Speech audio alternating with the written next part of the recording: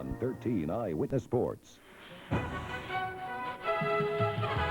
From the Big Ten, ABC Sports College Football offers Penn State and Michigan on a sunny day in Ann Arbor with the temperature expected to be as high as 47, 48 degrees.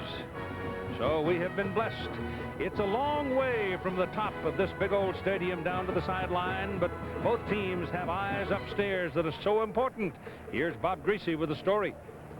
Well, Keith, this is an area that not many people at a football game have ever seen. It's the coaches' booth.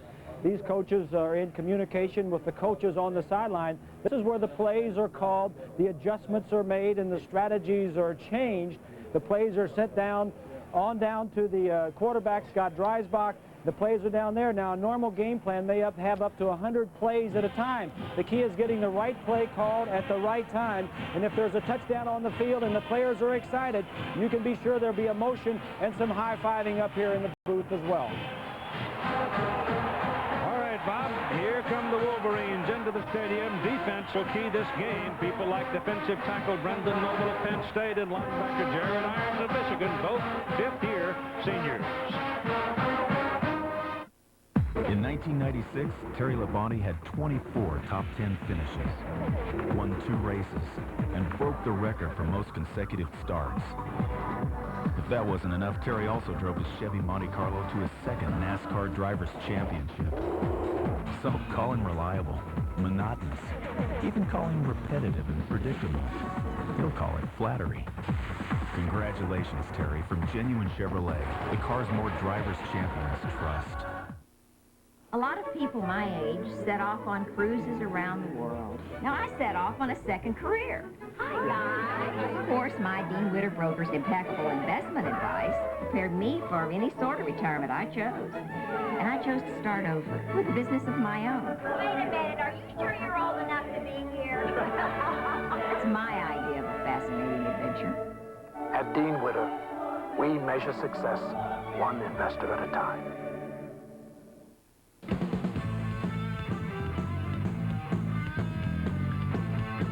The Panasonic razor lets you shave wet or lets you shave dry. You choose how to use it for a great shave every time. Lather up and shave wet or shave quick and dry. Your choice. Blade close, electric smooth, rinse clean. Work hard, play hard, and shave your way. Panasonic. I'll buy 10 of these.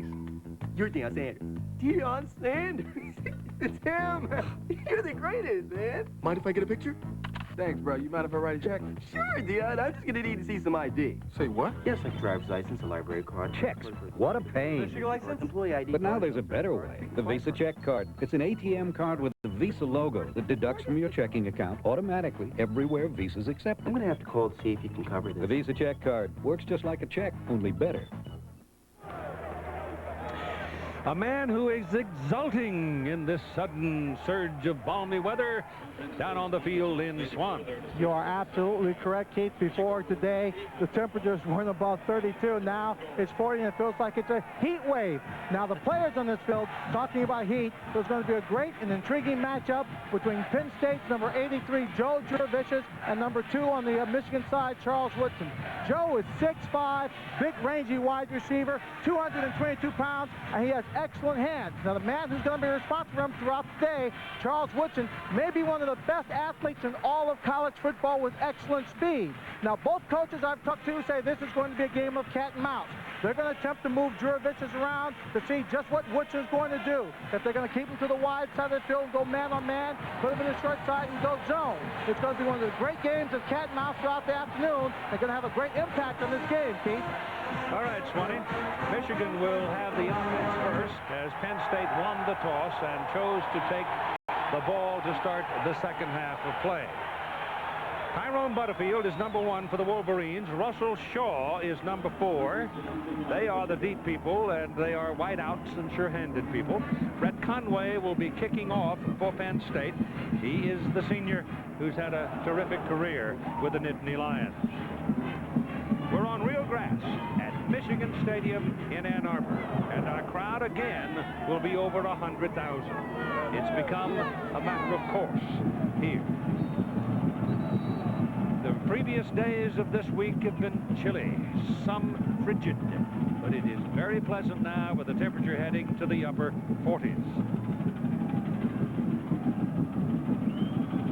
And so we go with meeting number 4 between these two. Penn State having come into the Big Ten. They have played 3 times previously. That ball is dropped at the 1-yard line. They'll put it at the 2 as Butterfield looked up into the sky, apparently lost track of the ball, and when he realized it was short of the goal line, he went in and fell down. Looking into the sun, too, Keith. 11 touchdowns, 6 interceptions for Scott Dreisbach. They need a big day out of him. But more importantly, they may need some production from the running game.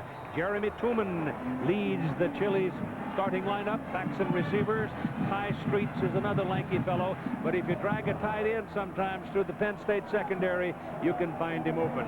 Chris Howard will start at the tailback position. The big back coming out of the end zone. And Howard will move it from the 2 out to about the 5. So a bit of a bad start for the Wolverines as he lost the ball in the sun. Rod Payne continues as the anchor of the offensive front.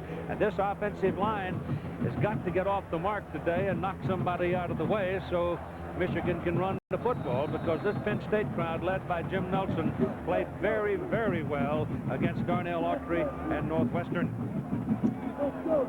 Matter of fact, Jim Nelson, I thought, was going to take Steve Schnurr home in a track. Ball is given to Howard again. Chris Howard, the 214-pounder, runs it across the 10 and out near the 11-yard line. The defensive backs for Penn State today. Shino Prater is in there. Brian Miller, their outstanding corner, not here. He's been struggling with a hamstring problem. So Prater is in there as the new starter. And there's plenty of experience on this Penn State defensive lineup. 10 out of 11. It would be 11 of 11 if Miller were here. Exactly. And this defense is outstanding, Keith. They've ranked 10th in the nation in scoring defense as you look at linebacker Nelson. 3rd down and 2 now for Michigan. And they stay with Howard. He turns the corner, gets to the 10, and stops there, and he is 2.5 yards short of his first down. The Wolverines will have to punt, so Penn State is going to get very good field position out of this punt. There's some wind whipping around, and you can't always depend on direction of the wind because it swirls in the big oval. But I would guess if there's to be pressure on Peristeris's punt, it would be in his face. Chris Campbell is waiting to return it, standing in midfield. The kick is out of the end zone. It won't turn over for him. The wind grabs it, and the catch is made around the 41-yard line of Michigan. And so Penn State's first possession, real good field position. Wally Richardson coming out. More interceptions than touchdowns on the year, as you can see. But his last outing was truly outstanding. Well, if you want to start the game off as a quarterback, this is a great place to start. The Chile starting lineup for Penn State. Joe Nastasi is a very good receiver, getting better every game. You know they're going to be all over Joe Juris-Vicious, which means that Nastasi may find some cracks. He'll have to play some today, yeah. It is Juris-Vicious, the white man at the bottom of the picture. That's Curtis Enos in motion, and Richardson will pass on the first play, throws the ball to Enos. Enos will have a first down at the 30-yard line, so they pick up 11 on the very first play. Yes, it is unusual, perhaps, that a Joe Paterno team is passing on the first play of the game. The offensive front, Pete Marzik, that's a good, solid group. But the fella alongside Marzik, John Blick, is a baby. He's big, but he's a baby. And he makes a lot of mistakes, and Marzik's going to have to help him. True freshman baby. Yep, 330 pounds. Right. Going to be a great one down the road, probably. Jason Slode is the single back now as they get Enos in motion. Curtis has got the ball coming to the left. He's got a block. He's on the corner. He's on his way. Charles Woodson takes him down at the 10-yard line.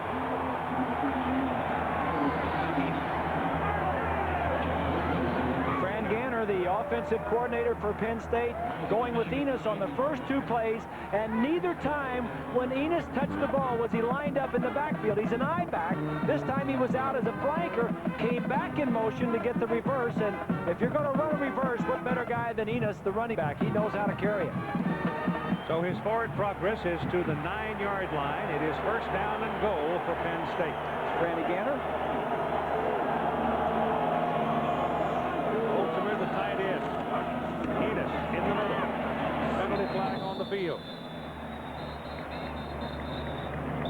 William Carr, number 96, the nose tackle, got a piece of him as he went by. The referee today is Jack Teets. Penalties against Penn State. The defensive secondary for Michigan, Woody Hankins, plays the boundary side corner position.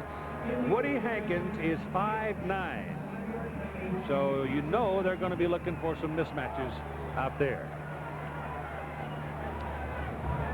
Lloyd Carr, in his second year as coach of the Michigan Wolverines. Stuck.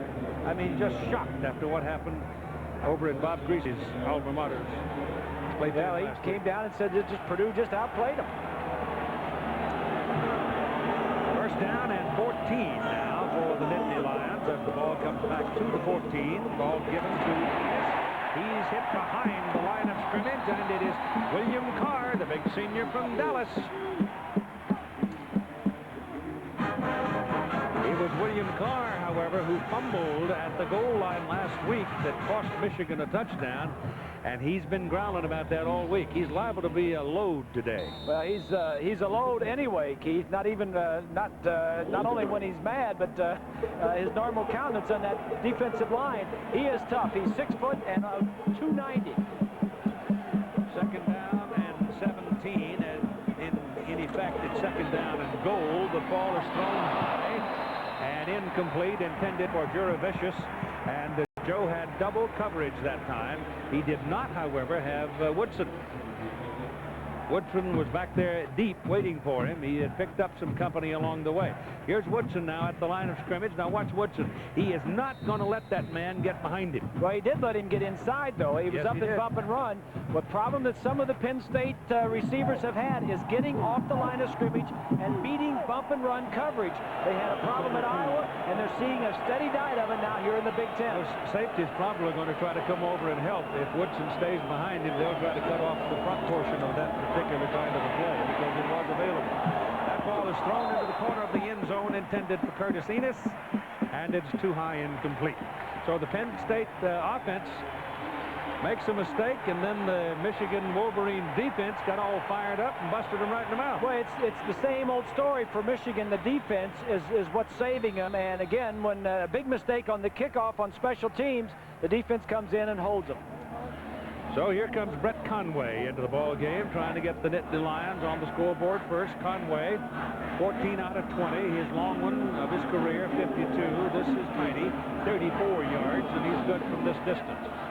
14 out of 20 from this distance. A lot of leg on it. It's down the highway, and it's good. So at 11:41 to go in the first quarter, Penn State scores on their first possession to lead 3-0.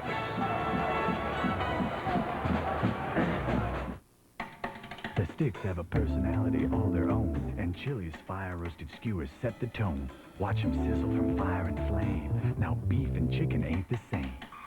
Zucchini and squash hooked between peppers and corn. With chili pepper, honey, and lime seasonings, they're adorned.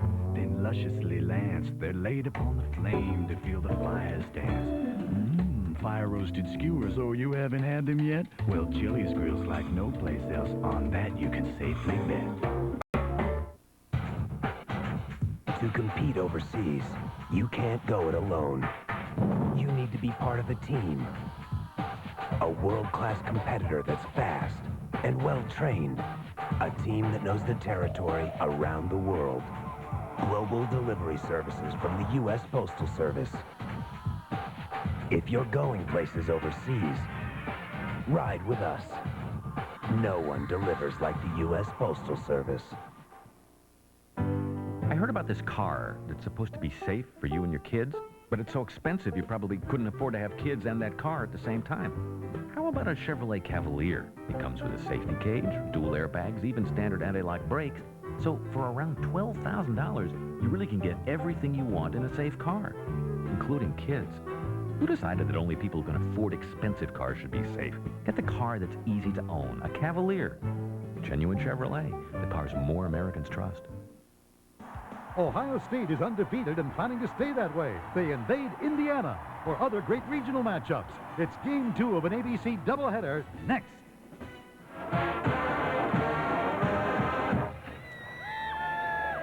Temperature, the high 40s. Unbelievable. Come on, Michigan, let's go. But we'll take it. Oh, yes.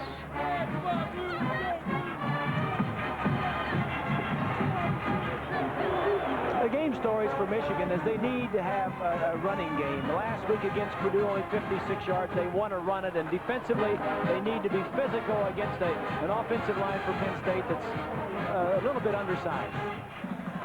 Interesting little move here. Charles Woodson has been put on the kickoff return team. Butterfield is out of there, so he's back with Shaw now. See if he can pick up the ball and handle it. He's got it on the line. Looks in the middle, finds a little bit, and gets out to the 22-yard line. Penn State 3-0 off their first possession. There's excitement when you get the ball in his hands right there. They don't really know how fast, how quick he is. But they do know nobody's caught him. Well, you talk to the people around here as you take a look at Joe Paterno and what he has done in the Big Ten. I think everybody agrees that the addition of Penn State to the Big Ten has been good for both benefits, Penn State and the conference. This is Williams. Clarence Williams. Running east and west, doesn't get a whole lot out of it. Pick up a couple of yards. And kind of slow to get up. That'll be Williams who carried the ball. So Clarence is down, a sophomore out of Detroit. He took a big hit trying to turn that run back up the field, and the Lions wouldn't let him. So look at Penn State defensively, what they're doing in the Big Ten on the left, and as I mentioned earlier, 10th in the nation in scoring and 15th against the pass. Where they have been a little weaker is against the run. They're averaging giving up 150 yards rushing per game, and that would be music to the ears of the Michigan squad because they want to run the ball. There's a look at Sandusky. Now Penn State has their defensive coordinators on the sideline, whereas Michigan has their offensive coordinator, Fred Jackson, in the booth. At the conclusion of today's game, we'll select the Chevrolet Most Valuable Player of the Game from each team. To date, Chevrolet awarding about $6 million to scholarship funds of America's colleges and universities. And Clarence Williams was very, very slow to get up. Now he's walking off. He's walking well, so apparently he just got his bell rung and maybe his back twisted. I couldn't tell exactly what they were administering to, but it took a long time to pump him up. So apparently they looked over the right knee pretty well as well. So Chris Howard is back in there. Howard opened, running the ball out of the end zone. Williams got the tailback start on the second possession. Now Howard is back in. You talk about your starting position as far as coaches and going into a game, you usually have some set plays. You don't normally plan on doing it from your own 2-yard line, Keith. You're right. Double line out of the picture. Penalty flag in the air as Dreisbach throws incomplete, intended for Woodson. I'm not sure, but what he did was not the best thing to do because there were two Lions looking right at the ball. If he'd have thrown it anywhere near up the field, and they pick up the flag. See what happened that time? Take a look at the officials.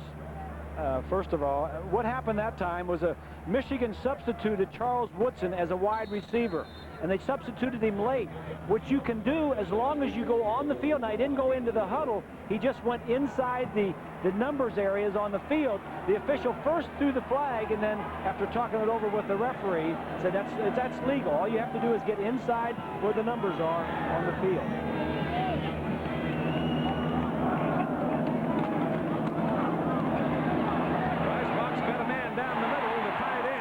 Is complete to Mark Campbell for a first down at around the 39-yard line. 11:04 to go in the first quarter, and the Wolverines now move it a little bit. From behind the defense, Florida, 47 is on a blitz. Little rollout buys you a little more time. Excellent catch. And a good hit by Herring. That's the first good play for the Wolverines here today. Jim Nelson just missed that thing when it came by. So put the ball at the 39-yard line. First down for Michigan.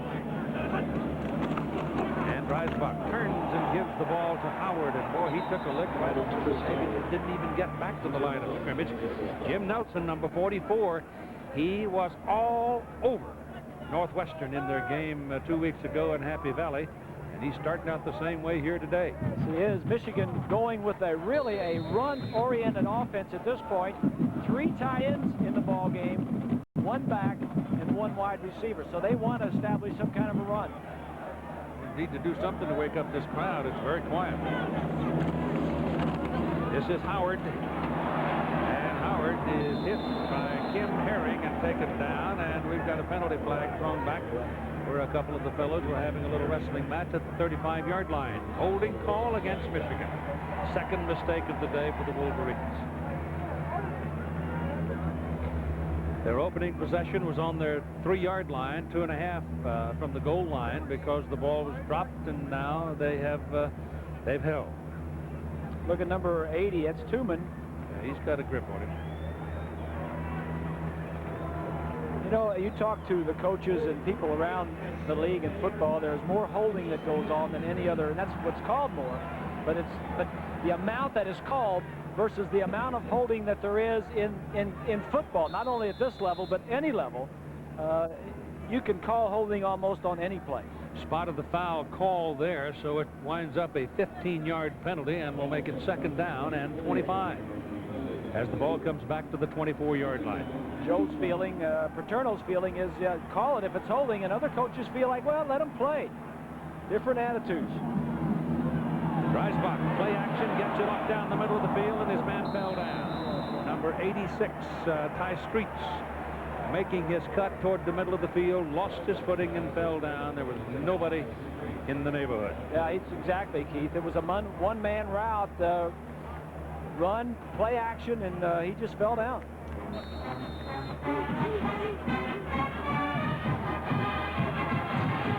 Chuck Rowe and the CompUSA Citrus Bowl folks, Florida Citrus Bowl folks, are here today. And the winner of this ball game has got a pretty good chance to be going to Orlando, depending on some of the alliance politics involving Northwestern, if there is any. That's yet to be determined. Dreisbach rolls and throws. The pass is complete. Depends on the spot. He gets a good spot. You're looking at the front one, the other one. I know, but it was, he rolled him back about 3 yards after he hit to get him back to the original line of scrimmage, so he picked up 15 yards, and Russell Shaw made the catch. So they'll punt it. First punt, did you see, was short into the wind, and he's also kicking into the wind here. And it's fairly brisk.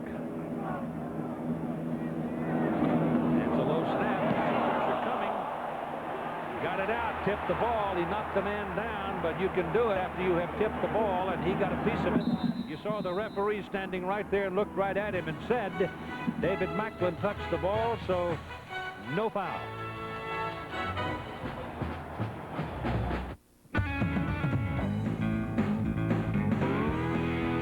Genuine Chevrolet.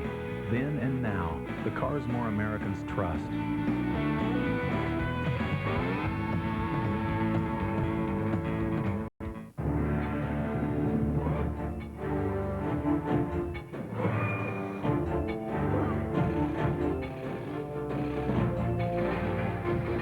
More Americans trust. Genuine Chevrolet.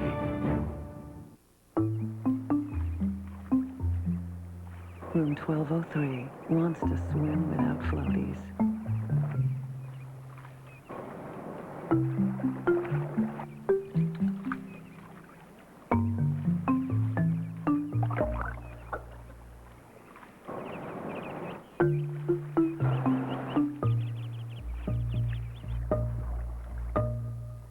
Marriott, when you're comfortable, you can do anything.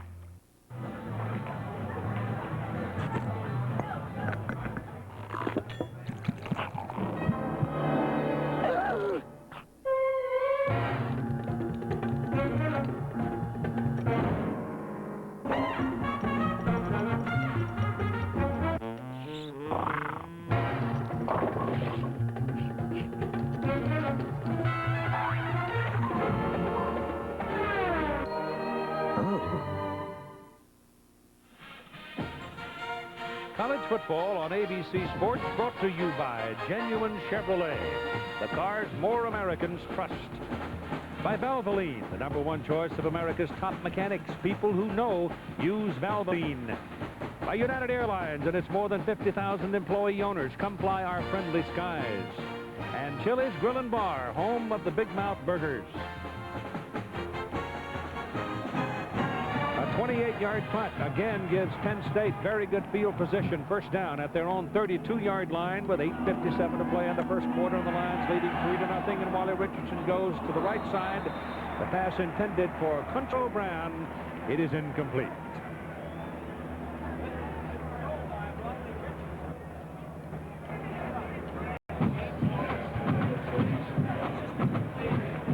Valley is ranked last in the Big Ten at this point and stopped the Michigan running game. That pass by Richardson right on target. Second down and 10.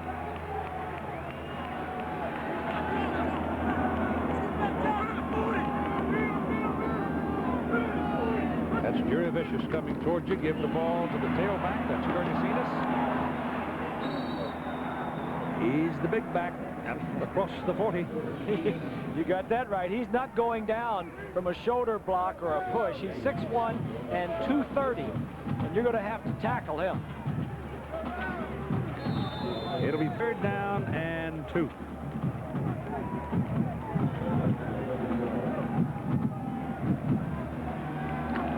Need 69 yards today.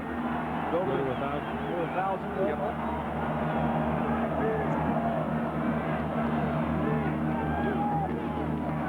Again, around the corner. That's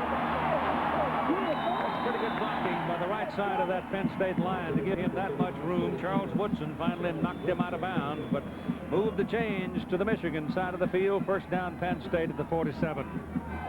To the right side, Keith, and here you are. It's Olsemer and Blick. Watch as the block is made on to get him outside initially. The double team right there. Blick comes off, gets a piece, and then Enos just gets outside, and with the speed, gets enough for the first down.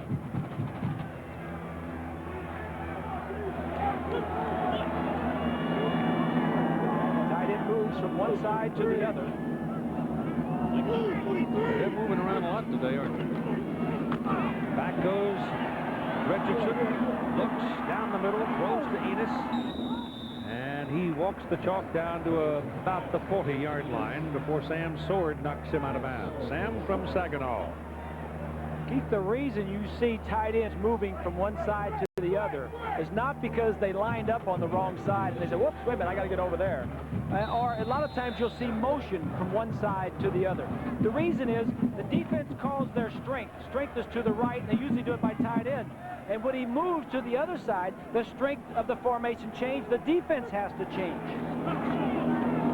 This is Enos, and he's got the first down at the 35-yard line of Michigan. So the Lions are moving it again, and here's Lynn Swan. Well, Keith, you know, Wally Richardson is usually a very quiet man, doesn't show a lot of emotion, but has universal respect from his football team. Now, last couple of weeks ago when they played Northwestern, outward displays of emotion. Now, I believe sometimes when you're a leader, sometimes the players have to see you emotionally into the ball game for them to follow you. They respond to Wally Richardson 2 weeks ago against Northwestern. I think he needs to come out a little more emotional this afternoon. Charles Eberle is in there in the backfield now for Enos. And Eberle is given the ball, hides a little bit behind one of those big old offensive linemen, and then pops loose and picks up about 8 yards. Before that play, Curtis Enos had all of Penn State's 62 yards, 44 running and 18 receiving. Game plan early was get the ball to Curtis Enos. Now we've got Aaron Harris checking into the ball game. You go all the way back to that Kickoff Classic at the Meadowlands. Aaron Harris had a huge opening game for a redshirt freshman, but he hasn't had that kind of a game since. The talent is certainly there. Joe says you block first, son, then I'll let you carry the ball. And he carries there for the first down. So you can move the chains again, and it'll go down to about the 23-yard line of Michigan. First down for the Lions. They lead 3-0, and it's 6:53 to go in the first quarter. Penn State is a team that likes to script their first 20, 25 plays. You practice on them all week. You know what plays you're going to run the first of the game. So hopefully there's no mistakes and you know what your assignments are. And certainly, as Gander, as you see there, the offensive coordinator, they have not made a mistake yet here today. First down just inside the 23. Ball is given to Everly. And he skates around a bit. Stopped at the 20-yard line. You see again that tight end moving from, now he started to go across the formation and went back, Olsemer. Again, they're just playing, the offense is playing with the defensive minds. When he changes sides, they got to change the strength. Then when he starts to come back, they change it back again. So all it is doing is causing defenses to make calls. You got Chris Campbell and Joe Juravicious down toward the bottom of the picture as Joe goes in motion the other way, but he'll stay on this side as a wide out, and Richardson back throws, and it's low, and the catch is made by Everly coming out of the backfield right about the line of scrimmage. They're going to lose a yard. Michigan has sent some linebackers up the middle. What they're trying to do is put some pressure. Here's a look at the matchup we talked about. Juravicious and Woodson. Oh, boy, that's classic holding right there. Curtis Enos comes back in, but does not line up as the deep back. He lines up as a receiver, now goes in motion. And they give it to him, and he's hidden behind the line of scrimmage. Taken down by number 41 of the Michigan Wolverines, who's jumped into the lineup, Tommy Hendricks, at the strong safety. They were, I think, Michigan expecting pass, and all of a sudden Hendricks was in the backfield. Well, Hendricks is a nickelback right here, and he's going to blitz.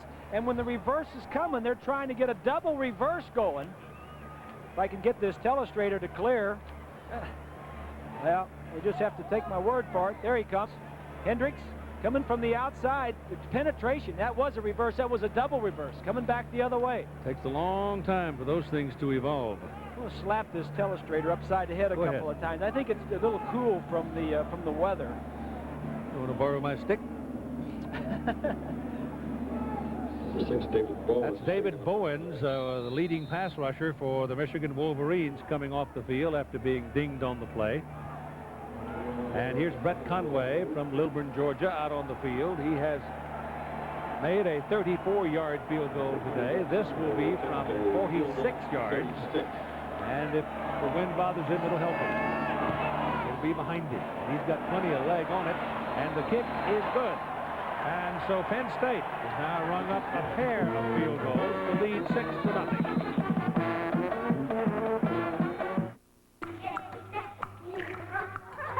What an extraordinary time to be a child.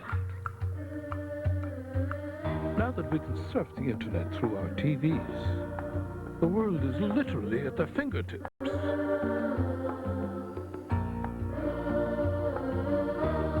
Children are our future. The better we make the world for them, the better we make the world for us. Web TV from Philips Magnavox. The power of the internet now on your own television. Yesterday's antifreeze coolants don't offer today's multi-metallic engines enough corrosion protection from extreme hot and cold.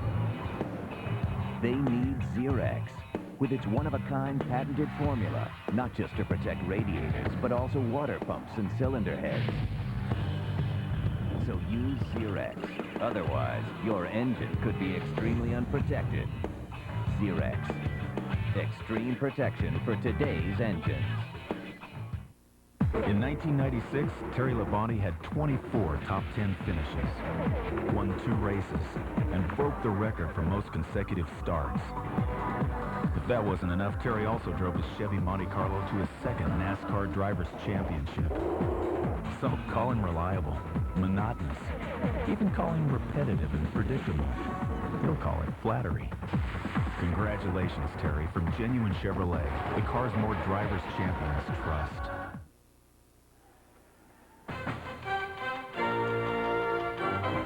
Around the campus we go with 80-year-old Sammy Schleck. 63 years he's been taking tickets and saying howdy. having a good time. And it's time to go because the thumb is worn out. Yeah. Hope there's not a lot of people trying to get in that gate. No, Sammy. That's a good guy. Yep. Low line drive kick that goes out of bounds at the 2, and the ball will come out to 35. And next Saturday at noon Eastern, 9 Pacific, right here on ABC Sports, we start the day with Michigan at Ohio State. And then the regional action follows. Pacific, 12:30 time. Michigan State at Penn State, USC, UCLA, Maryland and Florida State are in Miami, and Texas Tech at Oklahoma. So check your local listings of the game on your ABC station, or the game is available from your cable operator. There's a lot of stuff to watch next Saturday. Hey, Michigan State has done a good job of coming back in the Big Ten this year, Keith. Well, Michigan State, Penn State ball game could have a lot of marbles. Yes, sir. And there could be a lot on that. Chris Howard is the single back now for Michigan. Penn State leading 6-0 off a pair of field goals. And Dreisbach rolls it out. Throws to his tight end, Jeremy Tuman, and missed him. Running to his left. Hard thing to do. Never got the shoulder square. Tried to dump it. But it worked, too. It would have picked up some significant yardage. Well, but there was pretty good coverage by Penn State. There wasn't a lot of room for Dreisbach to throw it in there, and he did the smart thing and just being on the safe side and not throwing the interception. Truman is 6'5", 233. He's only a sophomore in eligibility. That's Ty Streets in motion. That pitch back to Howard was a little bit behind him, but Chris turned it upfield with some authority and got it out to about the 42-yard line. So you're looking at 3rd down and about 3, and here's 20. Okay, just wanted to bring you up to date on Clarence Williams, the tailback number 33. It's a sprained right knee. They wanted to put a supportive tape job on it, but he kind of fanned it off, ran up and down the sideline, and he's standing there right behind Lloyd Carr, ready to go back into the ball game. So he appears to be set to come back in. He's probably poking him too, saying, "Now, coach, can I go now, coach?" There's Woodson. He just came on the field at the bottom of your screen. Slipped in. They sneak him in. Gets inside the numbers. That makes him legal. Dreisbach goes the other way with it and gets the first down. Pass completed to Ty Streets, the sophomore wide receiver. And that'll put the ball up around the 48-yard line. Woodson comes back, and Shaw goes on now. Also going out with him is number 36, Aaron Shea. Ty Streets will come out. Now go back to they're going back to their first down offense with that is a 3 tight end, 1 back offense to try and run the football.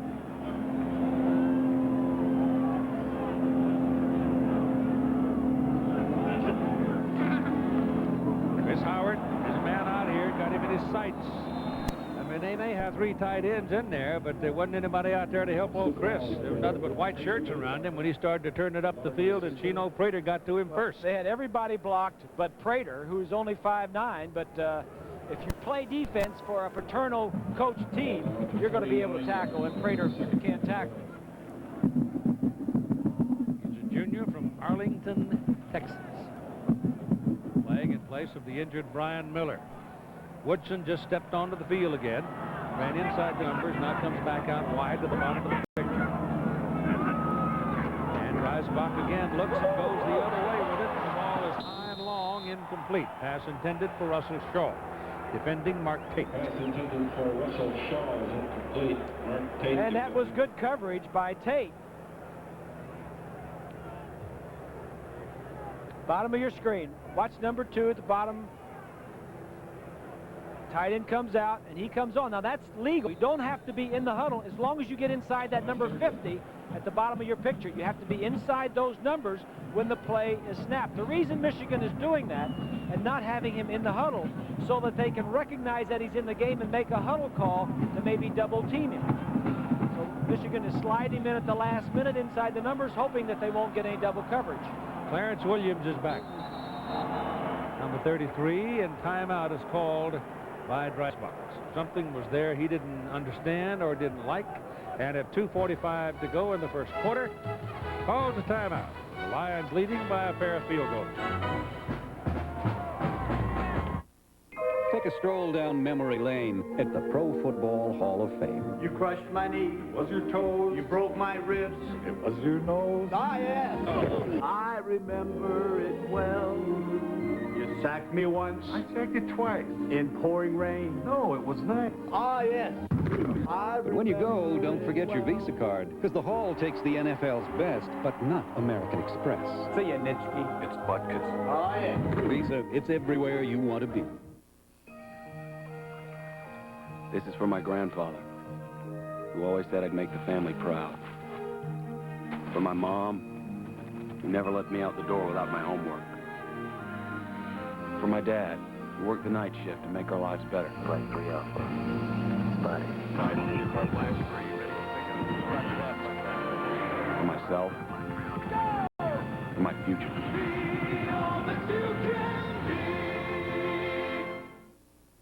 Why do I rent from Enterprise? Very simple. No stress. We'll be happy to They arranged to pick me up free, so I don't have to ask anyone for a ride. See? No stress. Pick Enterprise. We'll pick you up. In extreme temperatures, yesterday's antifreeze coolants don't offer enough corrosion protection. Because today's multi-metallic engines are more susceptible to damage than ever, they need Zerex. Extreme protection for today's engines. Michigan has the football and still trails Penn State by 6. We've been talking about Charles Woodson as the defensive back, but the defensive secondary of Penn State has been phenomenal this year. They've broken up 96 passes and intercepted 12 times. As a team, that's pretty tough to beat, Keith. Yeah, that old gray head right there you're looking at. Ooh, a lot of wisdom. Pass on. Nice box. Steps up. Throws off the chest of the intended receiver. I mean, he hit Ty Streets right between the 8 and the 6. Now, that's been the problem this year for Michigan, the lack of offense. Their wide receivers, they lose Amani Toomer and Marcus Hayes from last year. Here's the protection.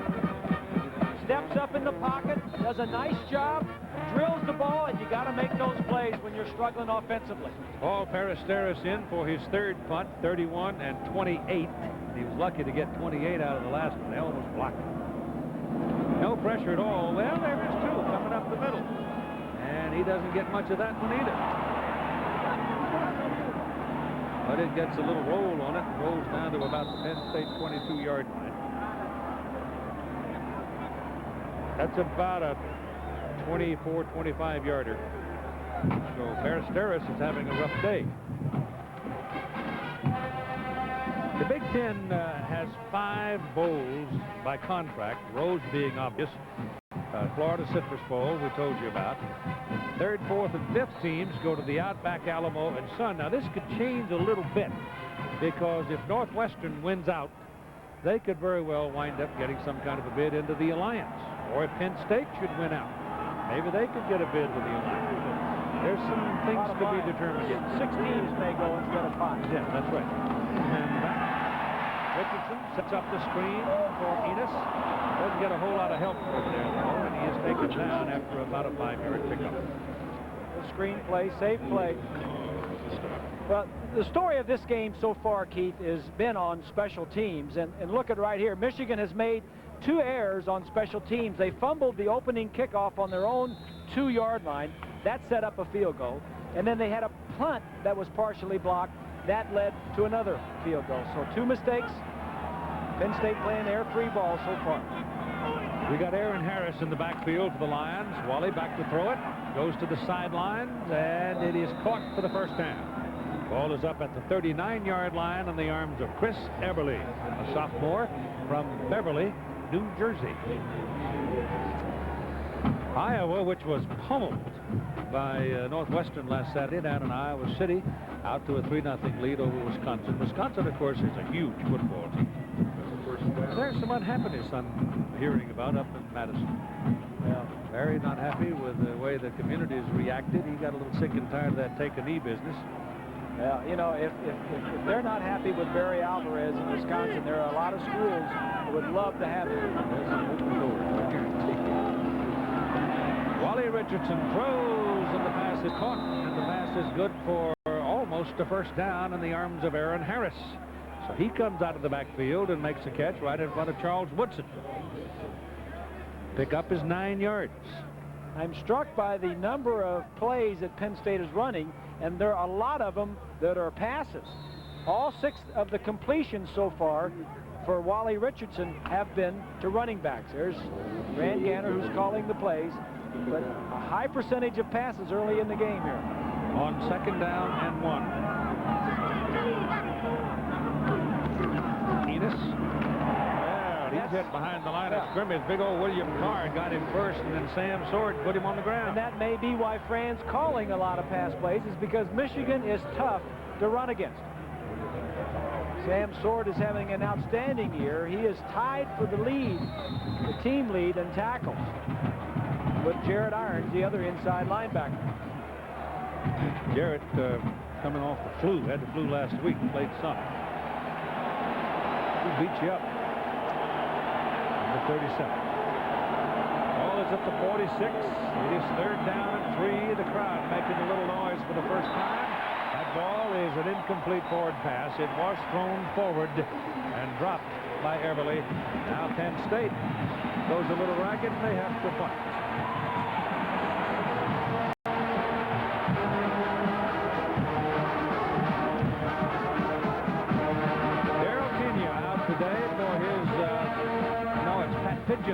Pigeon comes out, not Kenya.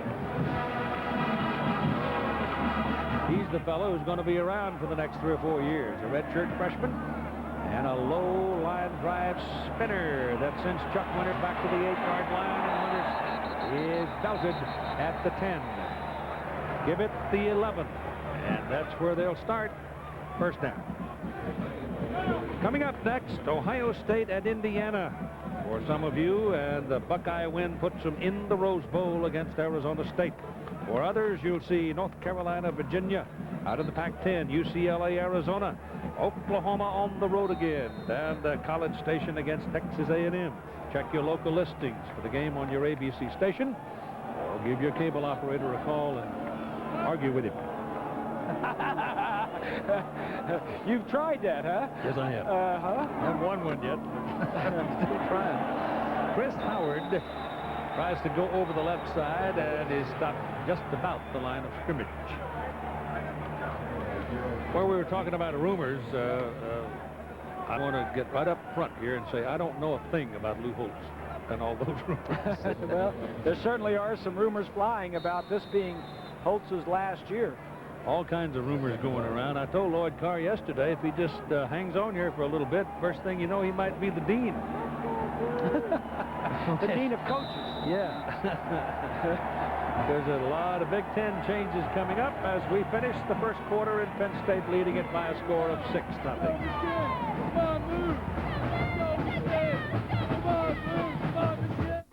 Introducing the best thing to happen to breakfast in a generation. New Kellogg's Honey Crunch Corn Flakes. Sweet life is calling, I'm falling for something bold. It's a kick, it's a crunch, taste of honey, and a heart of gold. Sweet honey and nuts baked to an incredible crunch. And under it all, the simple goodness of Kellogg's Corn Flakes, the heart of gold. Something new that never grows old. New Kellogg's Honey Crunch Corn Flakes. Taste of honey and a heart of gold. McDonald's new Crispy Chicken Deluxe with an all-white meat breast filet, fresh lettuce, and tomato on a bakery soft roll. It's a grown-up reminder that you're never too old to drool. It's McDonald's with a grown-up taste. I do not drive to work. I do not drive to get from point A to point B. I do not drive to run away from the world. I just love to drive. The new 1997 Monte Carlo. Personal space. From genuine Chevrolet, the cars more Americans trust. The forecast called for a calm, quiet meeting, but a tempest rages instead. It's often the case in today's international business climate, which is why the employee owners of United have prepared a place high above it all, with worldly comforts that refresh, restore, and renew. United Airlines. the calm before and after the storm. We don't just work here. Come fly our friendly skies.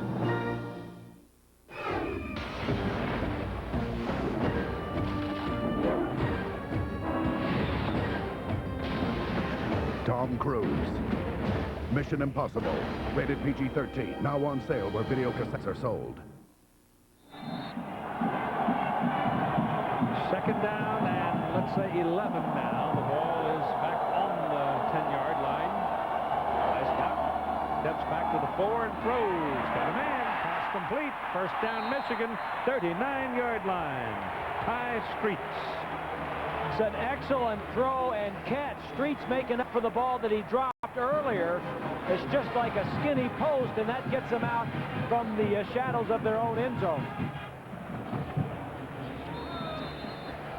That one play that Ty Streets made in the Colorado game where he tipped the pass and then ran under it and caught it. Tipped it twice, didn't he? Yeah, one of the great plays of the season. The only thing that Michigan's making yardage through the air and not on the ground. This is Howard. Well, that's a good tough run. Finally pulled down by Brandon Noble. The big senior tackle from Virginia Beach. There's the right side of that offensive line, Jansen and Adamy. That's 44. Nelson right there. He runs through the tackle of Nelson. One of the Wolverines doing some good blocking downfield. Noble, the nose tackle, is the last line of defense, gets back downfield and makes the saving tackle. First down at the 45-yard line. Here goes Howard again. And he sort of got tangled up with his own man. He was trying to duck in behind Aaron Shea there and slide one way or the other, and he couldn't get loose. Here's the numbers after the first quarter. Not a lot there. Total yardage a little bit in favor of the Nittany Lions. Time of possession for Michigan. And what's not on there is what we said before, the special team mistakes. The poor decision to catch the ball inside the 1-yard line or the 2-yard line and then blocked the punt. Ball at second down and 5 with Russell Shaw and Ty Streets, the wideouts. And that's Mark Campbell, the tight end, moving in motion. And Reisbach gets a block on the corner, turns it upfield. He can run. He had a 72-yard touchdown run against Illinois early in the season. Turned in a big play there as he got down to the 21-yard line. And the block that got him around the corner was thrown by the center, Rod Payne. Yeah, exactly. Watch the center, number 52, Payne, number 52. Watch him, he's going to come right around here. And right there, you can't see him throwing it, but he got the block of Collins, number 6, got him on the ground. And it's first down, Wolverines at the Penn State 21-yard line with Penn State leading 6-0. And Big John Ains checks into the ball game, the freshman from Kentwood, Michigan. And Ains, number 34. Hammered his way down to about the 18-yard line. In the UCLA game, he showed up and carried the ball, what, 16, 17 times? At the end of the game, and they had not played since then. Now, you talk about a baby, Keith. This is a baby. 17 years old. I mean, my goodness. I mean, well, you talk about a crib, you need a corn crib for him. He's a big one. He's going to be a good one, too. He's got a birthday coming up next week, though, so he'll get up there with at least, he won't be the baby. Well, he's still the youngest. He's got to be the youngest. He got it again. That's old-fashioned stuff, you know, the old fullback lean. Just put the leverage in motion and hammer everybody. Coronado made the tackle there. The ball goes down to the 16-yard line. So look at what Michigan has done this season inside the 20-yard line. They've scored 16 touchdowns, 35 times inside. That's not real good when you only scored 16 touchdowns. It's less than 50%. Chris Howard is back in now. Apparently Terrence Williams is still tender. They want to see how he waits out here. Reisbach's pass is thrown high, intended for Jeremy Tooman, the tight end. So he threw it a little quickly, and it went high. Here's a look at Michigan's offense. You know, it's not real good. They had been better rushing the ball in the Big Ten until last week at Purdue, where they only gained the 56 yards. Remy Hamilton has 58 field goals, the most in the Michigan career He's on the field right now. Ball's going to be spotted at the 23. It will be a 33-yard field goal try to get the Wolverines on the scoreboard. And he's good. So 11:50 to go in the first half. And it's now 6-3 with two right-handers warming up for the bullpen.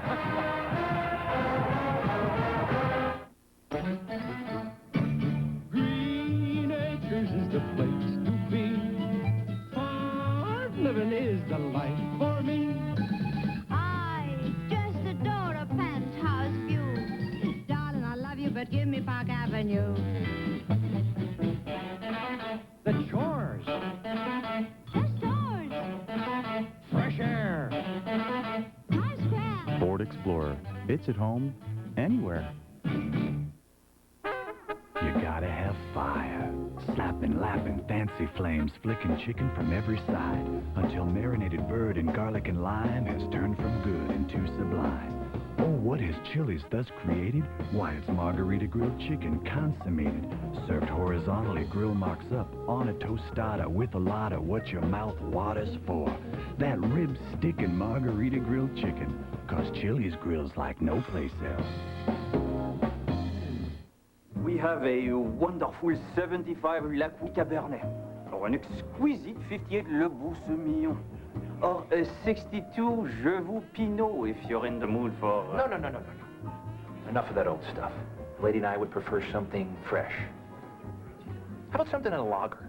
What do you got in a Budweiser from, say, early this month? Budweiser. Guaranteed fresh with born-on dates.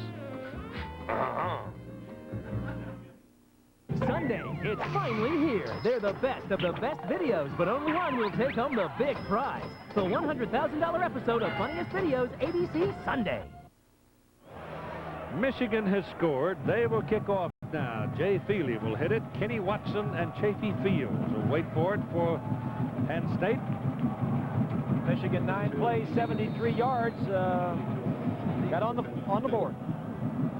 Fields is number 2 and Watson is 22. And Feely pops it pretty well. Line drive way back in the end zone, and it will not be returned. We'll spend a moment now with John Saunders. Keith, until last week against Vanderbilt, Florida had never trailed this year. Well, they're trailing once again. Anthony Wright on the bootleg gets to the end zone, 7 yards. They missed the point after. It was 117-17. They'd outscored their opponents in the first quarter, but they're down. Keith. Ooh, Brad Scott, the coach at South Carolina, has done a nice job over there. Yeah, a good coach. Yes, he is. Alabama plays Mississippi State tonight, about bedtime, and depends on what time you go to bed. Well, 9 o'clock Eastern, and if they win, they will in the West Division of the SEC and play Florida in the championship game. This is, the defender Woodson fell down, leaving Juravicius wide open, and Wally Richardson hit him for a first down. And it looked like a couple of Michigan men ran together. Charles Woodson is shaken up and slow to get up. Yeah, that's not good news for Michigan. He is. I think he and Glenn Steele ran together and banged each other up. I saw Anthony Carter here yesterday, Keith. Let's take another look at this. Look at the time that Wally has to throw the ball. He's looking around. Look at the time. Finally, Juravicius gets open. Woodson had slipped. Now he wants to come back and make a play. Somebody fell on top of him. Maybe he got kneed. Maybe he got kneed in the back. Yeah, there's Steele, 81 coming. Yeah, he got hit in the back right there with the helmet. Yeah. Chuck Winters will replace him in the secondary for the Michigan Wolverines. And there's a whole lot of folks holding their breath on that Michigan sideline right now. The stadium got very quiet, and they figure they've got about 106,000 people here. We don't have a count yet. But it's first down and 10 for Penn State out on the 32-yard line. And it is Aaron Harris, redshirt freshman for the company.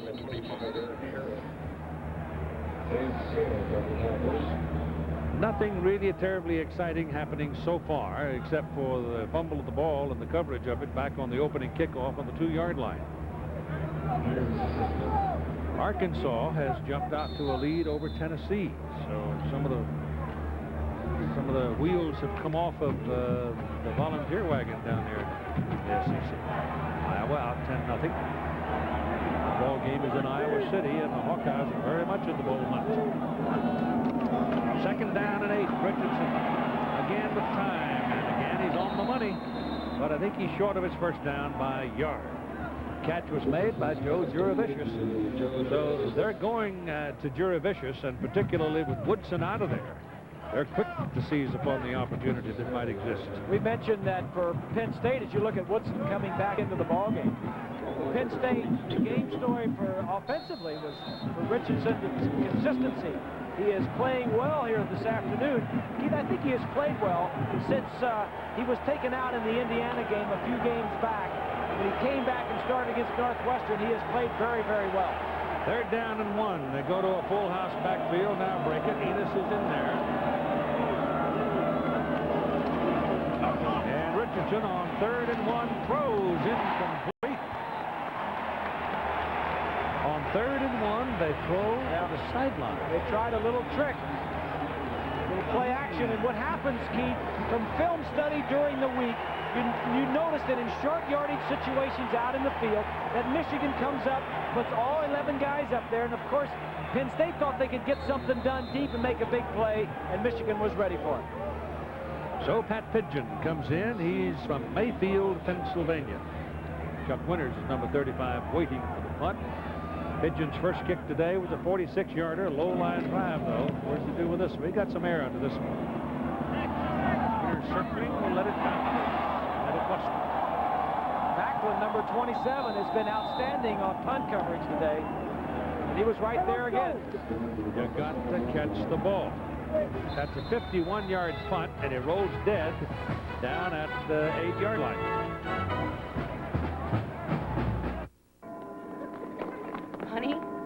Honey, where are you? With a sharp view cam, there are none of the distractions you get with ordinary camcorders. Its big color screen and pivoting lens mean there are no tiny viewfinders or flip-out screens to get in the way. So you can easily get close to the action and get the shots you'd miss with those other camcorders. You either have a sharp view cam or you need one.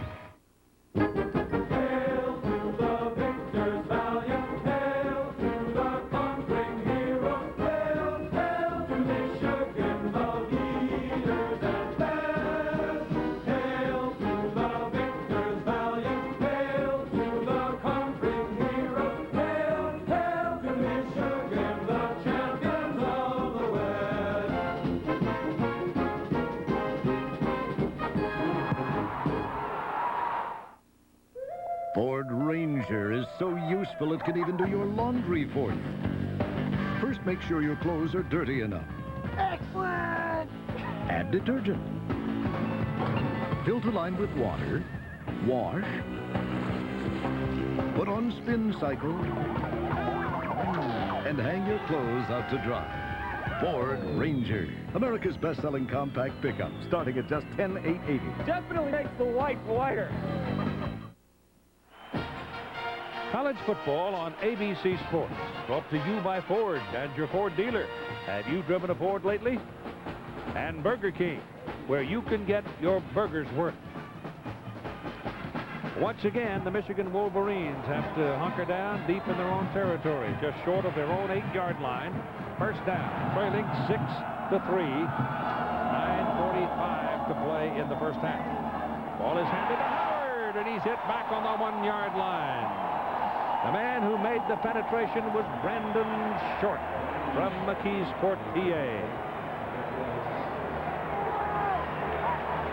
Here's Short over here, right here. He's going to be, now watch as he comes to the outside. The linebacker comes inside. Just a little switch of assignments. He jumps to the outside for containment, and he gets outside and does not let Howard out. Well, they give him, he got a good spot. He got the spot all the way up on the 3-yard line instead of the 1. So it is second down and 15. Reisbach gives to Howard, trying to get outside, and he's taken down at the line of scrimmage. And the man who did it was Gerald Filardi, with help from Shino Prater. Yeah, excellent defense, but field position has been what's been the best ally of that Penn State defense. Michigan has taken over 3 of the 5 possessions inside their own 12-yard line. Not much to work with when you're down there in your own end zone. Saw the Toledo score go by there a little bit ago. Remember Pete Lisk? Oh, sure. Pete's the athletic director now at Toledo. Is he? Left Idaho. Didn't Gary Pinckney the coach there now? Yep. Very nice job. Out of the end zone, drives back, throws, passes caught for the tight end. Tuman taken down at the 11-yard line. And Penn State will get out of this one with very good field position.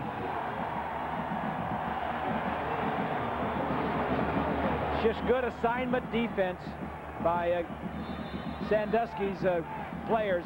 Know who you're supposed to cover and tackle them when you get there, and that's what Lee did. Paul Peristeris is having a rough day. He's 31, 28, and 24, and he's kicking out of the end zone again.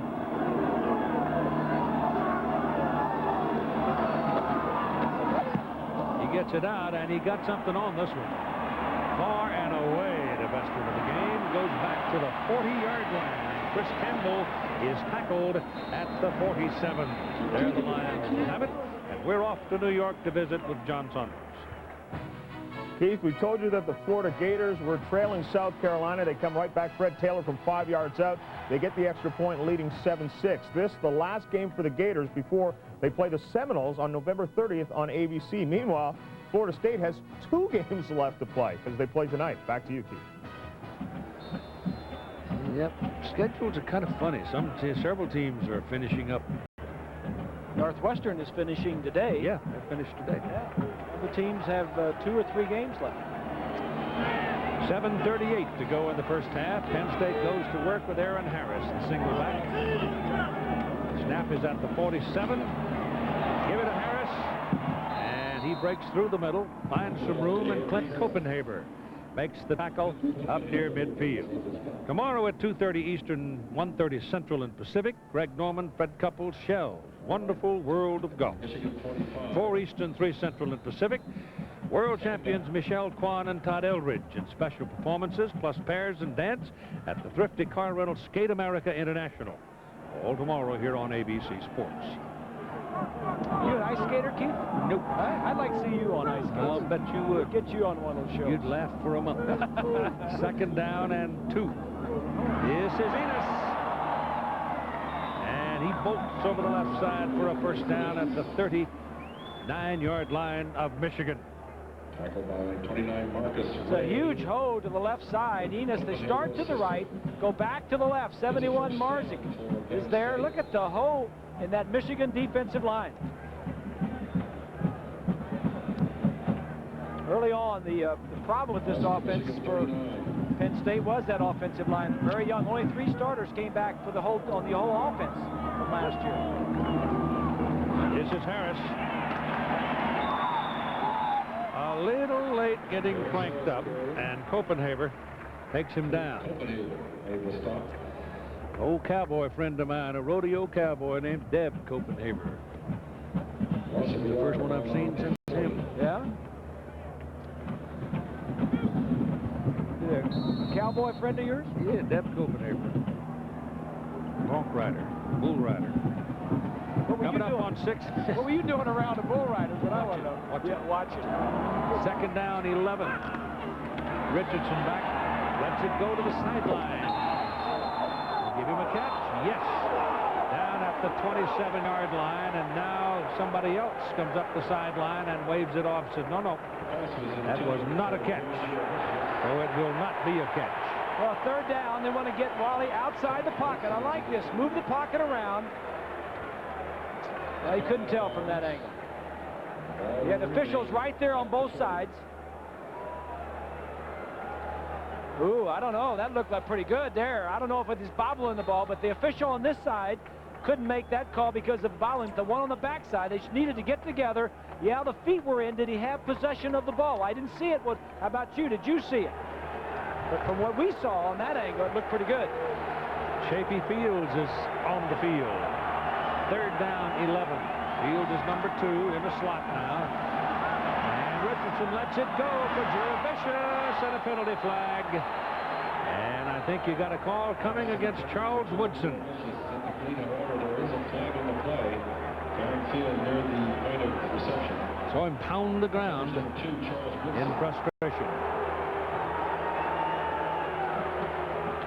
Woodson has got all kinds of time to play. Number 6 there is Bowens going up against the freshman Blick. On the defense, 10-yard foul. Don't see anything down there. These two guys are going at it. Right here, these two guys going downfield. 6'5" Juravicius. The call does not go against Woodson, I don't think, because it's called holding. Well, the back judge, threw the flag. Threw it right at him, didn't he? Sure did. Now, Woodson was the guy that we had a shot of earlier that was holding, that was not called. Enos is back in now. First down at the 30-yard line, 6-3. Penn State leads Michigan. Sort of a split-paced football game. Enos looking around for some daylight. Now finds some. Hectare and a half as he got down inside the 15 to the 14-yard line, and another first down. How far is a hectare and a half? Well, it's about 18 yards. Watch this now. There's nothing there at the point of attack over there on the left side. Nothing there. But wait a minute. All the linebackers have overrun to my left, so let me slide over here and get some yardage. Nice run by Enos. He now has 57 yards on 9 carries, 24 yards on 3 receptions. He's out. He was outstanding at the first game of the year, Keith. Then he had a shoulder problem, and he really actually had a third-degree separation. He's healthy again. Everly is in replacing him. You got Nastasi at the top of the picture. Look out, he hasn't seen the ball yet. Goes to Everly. He's quick. He's past the marker. He's got a first down as he angled for the corner, and it'll be first and goal Penn State at the Michigan 2-yard line. He just got the speed to get outside. Everly is a player that they've tried on defense, a defensive back. He goes back and forth. Now he's at offense. He's in there because he's just giving a blow to Enos. The speed around the corner outruns Copenhaver and Ray and almost got it in. Cleary, Harris, slowed. Make up the backfield now. All 3 fullbacks. Yep. All 3 fullbacks. We got the Elephants in.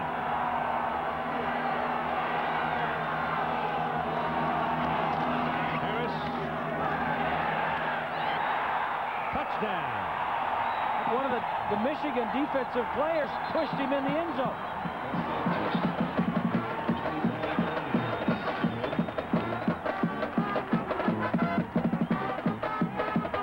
From the other side, 29 there is Ray. Watch as he comes in. I think the defense pretty much has him stopped right there. Now Ray hits him and helps push him into the end zone. And Aaron says, thank you very much. Thank you very much. I'll go sit down now and rest. For the extra point try, Brett Conway. 5:10 to go in the first half. The kick is good. It is a 10-point lead for the Nittany Lions of Penn State.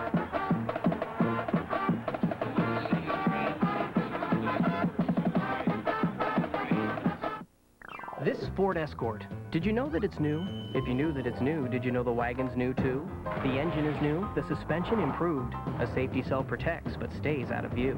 It's quieter inside to shush out the out. But for those who simply must twist and shout, there's premium speakers on a new stereo, so you can get every note and get it to go. This Escort is great. This Escort is nice. This Escort has a very sensible price.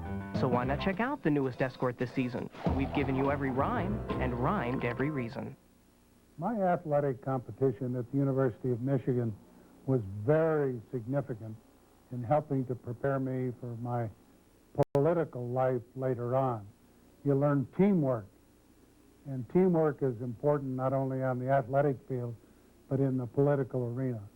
I learned hard work is a necessary ingredient. I always believe the harder you work, the luckier you are.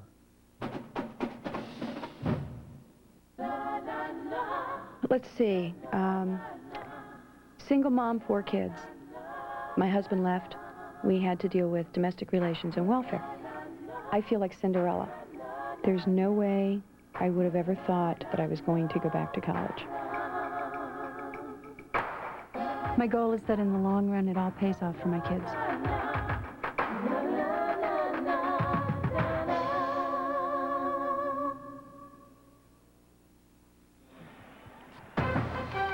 A Marriott moment from a year ago.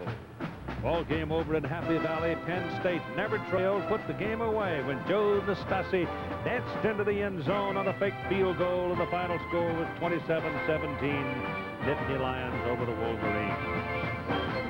That was another special teams play that helped them win last year. Yes, sir. Yeah. Michigan special teams struggled this year. Yeah, and Penn State seems to be taking advantage of every special team break. Conway putting it on the tee. Brett will kick it away to Russell Shaw, and Tyrone Butterfield is back out there now. With the sun at his back, he can see it. That's a low line drive knuckleball, and they're going to let that thing go out of bounds. And they'll bring it up to the 35-yard line. And here's more on the adventures of the Florida Gators. The adventures are starting to look up if you're a Gators fan. Danny Werfel tosses it out to Jacques Green. A little juke there, a little jive, takes it to the left, and then outruns everyone. Tiptoeing down the sidelines, then a sprint to the end zone, 56 yards. Florida now on top, 14-6. Right now, let's take it back to you, Keith. All right, John. Bob, that's the young guy that got hurt in that bowl game. Championship game. Fiesta Bowl. It's nice to see him back. Dislocated his hip. Dislocated his hip is right, and got himself back and is playing well. That's a tough injury. Look at this, average starting position. Big time in favor of Penn State. Dreisbach under pressure, throws it out of bounds. Trying to keep the ball. And they were just eating him up. There were 3 Lions coming after him, and Jim Nelson, big old Jim, number 44, from Waldorf, Maryland, out there causing trouble again. Yes, he is. Penn State is putting pressure on Dreisbach, whereas Wally Richardson for Penn State seems to have all kinds of time to throw. Penn State coming in with an 8-2 record. They finish their season next week at home with the Michigan State Spartans. It is 2nd down and 10 for the Wolverines. They go to Ohio State next week. This is Chris Howard. He's around the corner, and Chris will have a first down on the about the 48-yard line before he is finally shoved out of bounds. Sean Lee was the man who got him. Oh, move your chains to the Nittany Lions side of the field. Alabama wins tonight at Mississippi State, and the Tide will win the Western Division of the Southeastern Conference and settle in for the championship game against the Florida Gators, though they will have Auburn left to play, and Florida, of course, has Florida State left to play. But it's Alabama and Mississippi State tonight at 9 Eastern Time, 6 Pacific on ESPN. Dreisbach steps away from the blitz, throws the ball to Clarence Williams. He's got a lot of daylight. One man tripped him. Shino Prater got the top of his shoe, otherwise he had 6 points. Oh, this is a great play by Dreisbach. You can't see the guy blitzing from the right side, but nobody's going to touch him. Dreisbach looking downfield. Now he realizes he's in trouble. Collins is there. He steps up, avoids the sack, and releases the ball on target. This is an outstanding play by Dreisbach. Clarence Williams tripped up by Shino Prater, otherwise he might well have scored. He's out now, and Howard is back in. First down for the Wolverines. The ball at the 28. And it's Howard. And he's down at the 25. Matt Cornado, junior out of Bethel Park, Pennsylvania, making the tackle for the Lions. There he is. He's 256-pound junior. Really a little bit of an undersized defense, Keith. Been talking with Jerry Sandusky. He says, we're not big, we're not dominant, but we run to the ball very well. 2nd down and 7. Dreisbach back, throws to the corner of the end zone. Touchdown! Aaron Shea. Let's hear it for the tight end.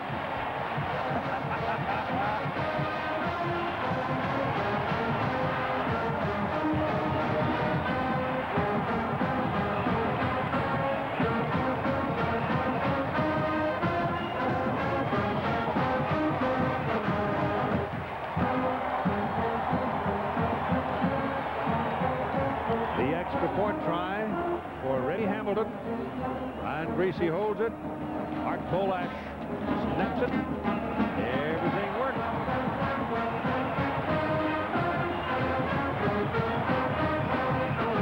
.349 to play in the first half. 3-point lead for the Nittany Lions.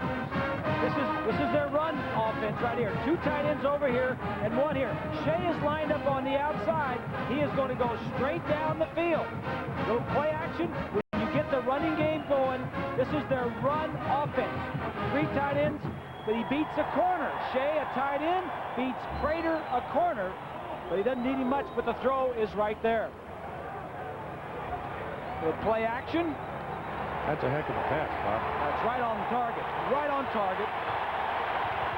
He stretches out. Shea's a young tight end. He's a redshirt freshman. Look from the defensive side. Prater couldn't have played it much better. He's only 5'9", is Prater.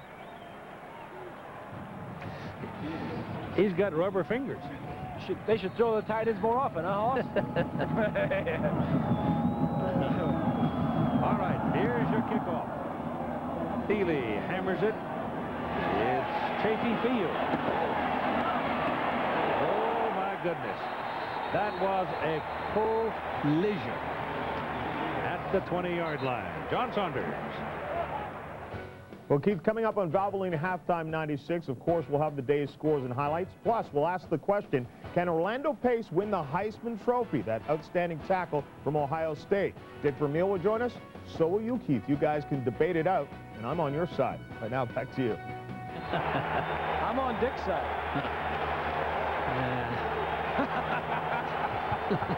Well, you and the big uglies, everybody knows which side you're on.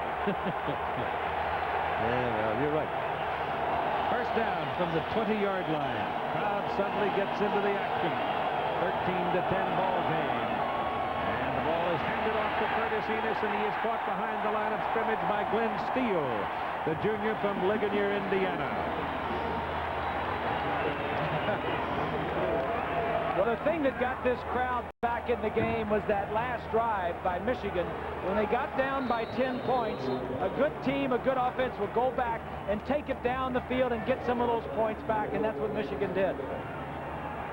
The Hogs won't quit. They've gone back on top of Tennessee 14-7. 3 minutes and 10 seconds to play in our first half. 13-10. Penn State is leading. Crowd trying to help the Michigan defense now. Suddenly gotten interested after the Wolverines scored. Wally Richardson gets the ball away to the sidelines, and the pass is caught by Chris Campbell. That's a good, tough catch by Campbell. Good concentration. Ball comes out to the 39-yard line. He caught it over Woody Hankins, the 5'9" cornerback. Just single coverage right out here. Keith, he's going to come down and break to the outside. The problem is Hankins at the bottom of the screen never sees the ball. They're playing up and bump and run to try and give the receiver some problems. Never sees it till the very end, and then he loses it. So put it on the 38-yard line, and hand this one off to Curtis Enos. And the big sophomore from Union City, Ohio, will move it out to the 41-42. The clock is running at 2 minutes and 40 seconds to play in the first half. This Michigan defense has carried this team most of the season. I can't remember a Michigan team that has not been good defensively, Keith. Before Lloyd Carr was the head coach, he was a defensive coordinator, and they've always they've had good defenses up here. Second down and 6. Slowed. Jason Slowed, the single back. He looks around, throws quickly. The ball goes to Jerry Vicious, and he will not get his first down. No, Charles Woodson had a hold of him and couldn't really put him down until he got some help. He looked like a steer out there trying to bring him down. Trying to bulldog him. Your cowboy friend needed to help you get out there and bring him down. Marcus Ray, number 29, came over to help him. Juravicious, doesn't catch many short passes, Keith. He's in fact, Jurevicius leads the nation in average per catch, something like 25 yards. Tough job for Woodson here today. 3rd and a long one. Enos won't get it. Very, very good defensive effort by the Wolverines. They tried to get the offensive line surge on the left side, and they just couldn't generate any surge at all. Joaquin Trezell is down among those on the bottom. Yeah, Greg Madison, the defensive coordinator. There's a look at Lloyd. But Madison and his defensive troops do a lot of slanting, back and forth, moving the line, slanting the linebackers around. There's Greg. Brady Hoke, the defensive line coach. I was out of practice the other day, and Brady Hoke was out in shorts. The temperature must have been below freezing. He's out in shorts. That's why these defensive guys are a little bit nuts. You know, they don't have the sense of the offensive guys. Oh, now 4th and 1. Let's see about this tail dragger. It's going to get a pretty good roll. It's finally picked up down there by Charles Woodson, rather than let it roll inside the 10-yard line. Charles will put it down about the 15. Woodson back in the ball game. He just got a little helmet in the back a little bit earlier in the ball game. 46 seconds to play in the first half in a 13-10 ball game. Charles Woodson, Keith, I think I think we're going to see more two-way players. You know, he plays defense mostly, but he also plays a lot of offense. And I think the reason we're going to see it is because of the 85 scholarship rule. You don't have 85 healthy bodies. Guys get hurt. Save a lot of money if you go back to one platoon. No, we don't want to go that far back, Hoss. I'm sorry I brought that up. I don't want to get you started on that. Oh, boy. I don't want my quarterbacks playing linebacker. Oh, they play safety. I know. Sometimes.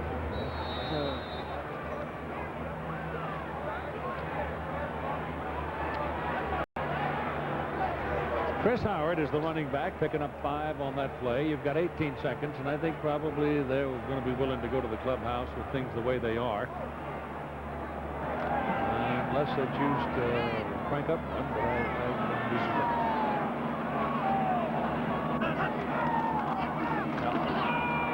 Up the middle, Chris Howard. And he's got what amounts to a first down as time expires. So Michigan comes back late in the first half to make a ball game of it on a great pass from Dreisbach to Aaron Shea. And we are 13-10 as we go into the clubhouse for halftime. Now let's join John Saunders and Todd Blackledge at our studios in New York. All right, Keith, thanks a lot. Todd will join me in just a moment. We'll have all the day's scores and highlights. #1 Florida with another scare this week, and we'll also look at Orlando Pace and his chances for the Heisman Trophy. Coming up. At BASF, we don't make the mattress, we make it softer. We don't make the boots, we make them drier. We don't make the house, we make it livelier. We don't make the snowboard, we make it stronger. At BASF, we don't make a lot of the products you buy, we make a lot of the products you buy better. BASF. In the beginning was the ordinary battery. Then came the long-lasting Duracell battery. And now, the next leap forward, introducing Duracell Power Check. The battery with a fuel gauge so you can check its power.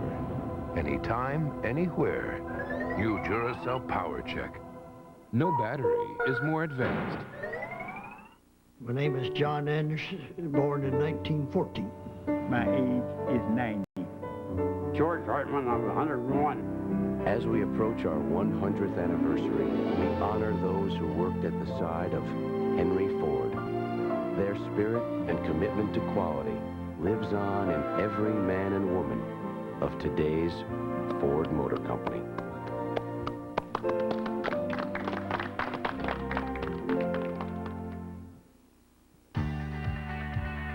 Be Visa salutes American Olympic champions. Historically, Americans have done extremely well in the sport of archery, and the performance of the U.S. team during the 1984 games was no exception.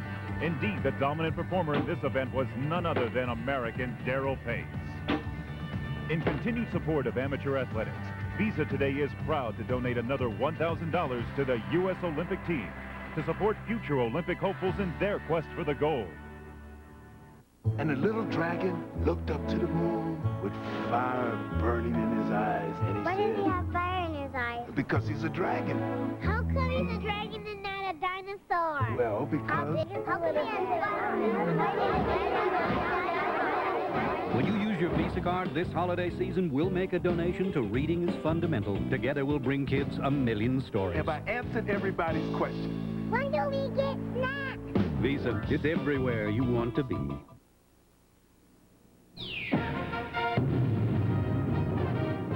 Valvoline Halftime 96. Brought to you by Valvoline, the #1 choice of America's top mechanics. People who know use Valvoline. From our New York studios, John Saunders and Todd Blackledge. And welcome, everybody. 13-10 is the score. Penn State with the lead over Michigan. The second half still to come, and we'll talk about that game later. But right now, to the scores and the highlights, beginning with #1 Florida. They had a scare last week against Vanderbilt. Danny Werfel, though, was not worried. It's senior day there, and he was introduced with a big bang. And then Danny Werfel to Riddell Anthony. 53 yards on the touchdown passes. Florida opens up a 21-6 lead. South Carolina actually scored first in this game. Florida has some holes. South Carolina got an interception on the first possession, but Florida puts so much pressure on you offensively, it's just a matter of time before they get rolling. Danny Werfel shuck off the early mistake, got him going now. All right, remember last week against Vandy was a big scare. Tennessee against Arkansas. Tennessee coming off the loss to Memphis, so you know that Arkansas had to be concerned. And Danny Ford doesn't look worried, but Peter Burks goes back and then takes off 13 yards, gets it down to the 4, sets up his own touchdown run. Arkansas with a 14-7 lead. That's where it stands now. Peyton Manning left the game with an injured knee. He is back in the game now. Texas and Kansas, very important game in the Big 12. Sean Mitchell, 21 yards on the touchdown run. Nice move there to get out of the tackle, and Texas led 7-3. For Kansas, June Henley having a terrific day. He's having a great game. 118 yards on 14 carries in the first half. It's a very windy day in Lawrence. Both teams having to establish the running game. Kansas with the lead. Wisconsin and Iowa. Hayden Fry, well, he looks relaxed. Not too many coaches are relaxed at the Big Ten these days. Cedric Shaw, 29 yards. Cedric Shaw also having a terrific day for Iowa. Outstanding day for Cedric Shaw, but the big story, the Iowa defense. At this point, Wisconsin's offense, 8 yards, 0 first downs in the first half of play. Iowa playing for that #2 spot in the Big Ten. North Carolina State and Clemson. Clemson has won 4 games in a row. Nealon Green, 18 yards to Kenya Crooks. And Clemson led 7-0. Right now it's a 10-6 game. Clemson looking for their 5th consecutive win. Temple and Boston College. Raymond Lee with a 1-yard touchdown run. Temple leads BC 7-0. Some other scores in the Ivy League with the championship on the line. Dartmouth against Brown. And Dartmouth with a little bit of razzle-dazzle on this play. On the reverse, takes it, a little hop, the touchdown. And right now, Dartmouth is leading Brown 17-10. Dartmouth coming in unbeaten in the Ivy League. Columbia leading Cornell 7-0, and Ball State up 10-zip in the Mid-American Conference. Elsewhere, the Yankee Conference, well, this is the last year for them. They're going to the Atlantic 10 next year. William and Mary with the lead. Villanova's up, and Rhode Island is up as well. New Hampshire against Boston University, 7-zip. Maine in a high-scoring game at halftime against Buffalo, and Colgate leading Lehigh 7-3 is the score there. And Marshall has a 7-0 lead on Furman. We, of course, will update these scores throughout the day. And updating Tennessee once again, Jay Graham with a touchdown run as he cuts to the right and then takes it back to the left. And this will tie the game at 14 apiece. Tennessee and Arkansas all knotted up. Stick around. When we come back, once again, we will ask the question, can Orlando Pace, an offensive lineman, win the Heisman Trophy Award? We'll have a debate when we come back. Some of us think yes, some of us think no. Stick around and you will find out when we come back. Presenting the Valvoline Xerox Big Play Rebate. Get $4 back on a case of Valvoline or $6 on a 3-pack of Xerox Antifreeze. It's up. It's good. Whoa, Nelly. people who know use Valvoline.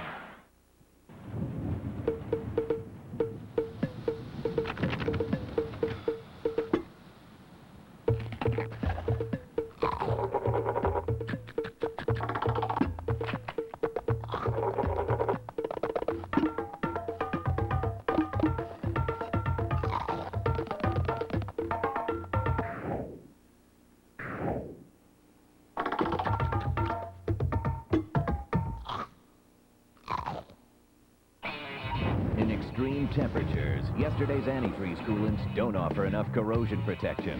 Because today's multi-metallic engines are more susceptible to damage than ever, they need Zerex. Extreme protection for today's engines.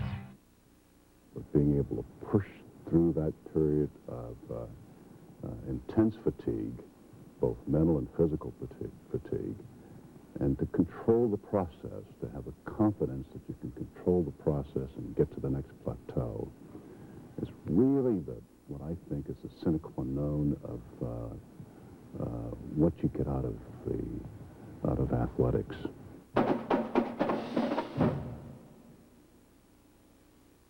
Welcome back to Valvoline Halftime 96. John Saunders here with Todd Blackledge at the ledge. We make our return as we want to talk about the Heisman Trophy today. Some controversy this year because many people feel it should go to Orlando Pace, the tackle from Ohio State. It's never happened before, the Heisman Trophy going to an interior lineman. The closest guy, John Hicks of the Buckeyes back in 1973. He finished second. It will be tough, Todd. Well, it's tough for any offensive lineman because the average fan and Heisman voter is not used to watching a tackle. They're used to just following the ball, but Orlando Pace deserves a closer look. This guy is 6'6", 340 pounds. He's been a starter at left tackle since day one in Columbus. Now, this year, the Buckeyes are leading the Big Ten, averaging 256 yards a game running the football, and understandably, they like to run to the left behind big number 75. Now, when you think of Orlando Pace, you think of pancake blocks.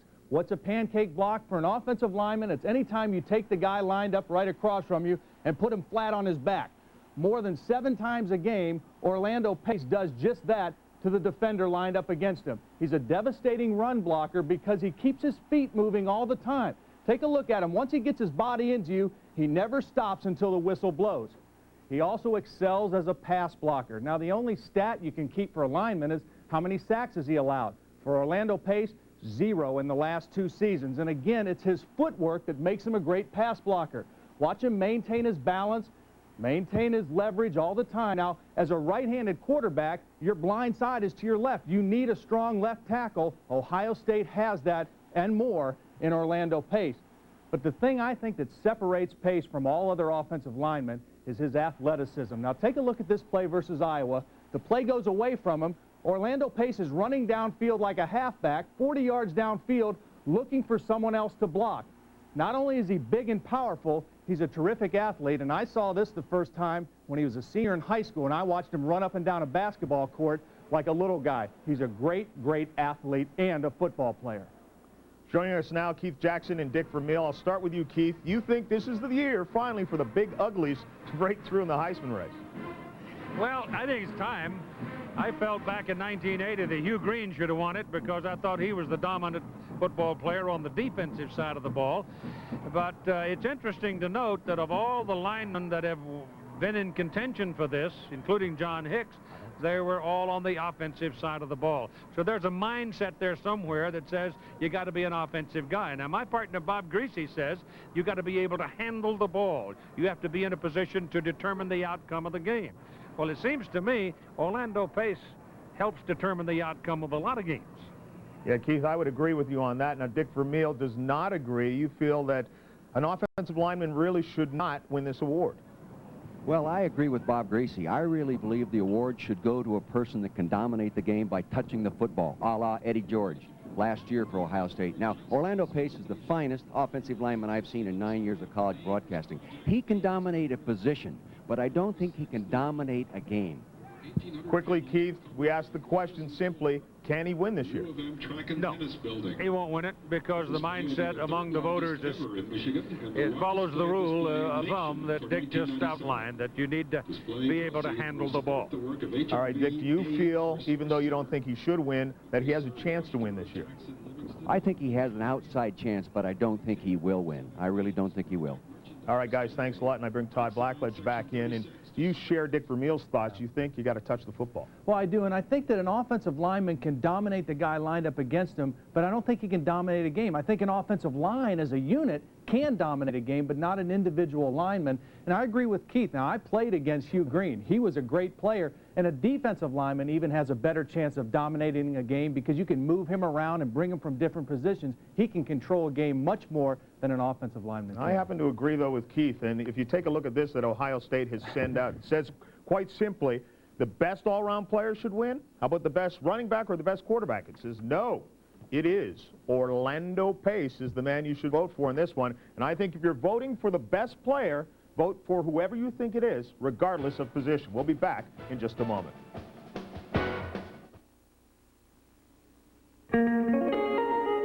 Some of the most admired cars you'll see are owned by the guys who know cars best. They're ASC certified master mechanics, and the #1 brand of motor oil these guys use in their own cars and trucks is Valvoline, makers of Durablend, the leading semi-synthetic for a cleaner engine due to better control of harmful deposits.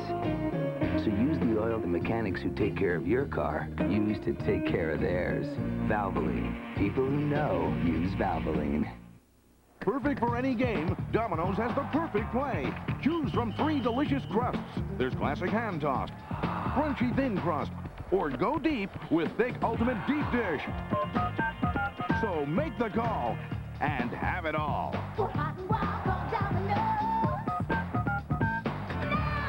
Call now, and you can enjoy a delicious Domino's pizza during the game. And why not add some of Domino's spicy buffalo wings or steaming hot breadsticks? I've heard all the excuses for using drugs. To make you feel happier, to make you feel stronger, to make you feel like part of the crowd. The problem with drugs is, after the high is gone, you might not feel anything at all. If you or someone you know needs help or information concerning drug abuse, call this toll-free number, 1-800-662-HELP. This message provided by the NCAA. Valvoline Halftime 96, brought to you by Valvoline, the #1 choice of America's top mechanics. People who know use Valvoline. Welcome back. Penn State leading right now 13-10. The second half still to come, but right now let's update one other score. In the Southeast Conference, it is Anthony Wright, who goes 45 yards to Marcus Robinson, gets the ball down to the 8-yard line, and that would set up an Anthony Wright touchdown. As he drops back, gets the shotgun, takes off to the left, and they go for the 2-point conversion, do not get it, so Florida is leading 21-12. All right, we want to remind you that the second half of our doubleheader comes up. We talked about Orlando Pace. He'll be in action at 3:30 Eastern Time. Some of you will see the Buckeyes going up against Indiana. We also have other games of regional interest. For more on that, let's start with Mark Jones. All right, John, usually when the foliage looks like this in ACC country, the hoopla surrounds a different sport, but not this year, as everybody is talking football, as the #6 ranked North Carolina Tar Heels come to Charlottesville, not having won here since 1981. They do sport the #1 scoring defense in the country, which is going to be tested by a runner with a razor-sharp edge, Barber, Tiki Barber. That's coming up later. For more, let's go to Terry Gant. Mark, they're putting the finishing touches on the field here at Arizona Stadium and on the 80th homecoming weekend for the Wildcats as they get set to take on the UCLA Bruins in a critical matchup in the Pac-10. If you look at the conference standings, it can't get any clearer than this. Both teams need to run the table to stay eligible for a bowl berth. Traditional rivals await next week, but neither can afford to look ahead. Bowl hopes on the line today in Tucson. Right now, let's check in with Steve Zabriskie. Thanks, Terry. The Aggies are already building their traditional bonfire for their upcoming game against Texas. However, A&M has to win this game day against Oklahoma to keep their shot at the Big 12 South Championship alive. Also, both these teams love to run the football, and that's going to give us an opportunity today to see 6 of the most exciting running backs in the Big 12. There's a playoff atmosphere here as both teams need a win big time. Now let's go back to the studio and John. Thanks a lot, guys. You heard Mark Jones talk about Tiki Barber. Well, what a year he's having, because this week he is honored with the Burger King Scholar Athlete of the Week Award. Tiki from Virginia, as you know, with a 3.36 GPA in commerce. And here's also a look at this week's 9 other student athletic winners from Division 1A, 1AA, 2, and 3. Burger King and its franchises are proud to donate another $100,000 this week to the general scholarship funds of those colleges and universities. Remember, stop by your local Burger King restaurant for details on the College Football Scholarship Fund. And as we remind you every week, if you missed the score, log on to America Online, keyword ABC Sports. Stick around. We'll be back after this message and a word from our ABC stations. Doug, Student Athlete of the Week, every Monday night at 6 on 13 Eyewitness News.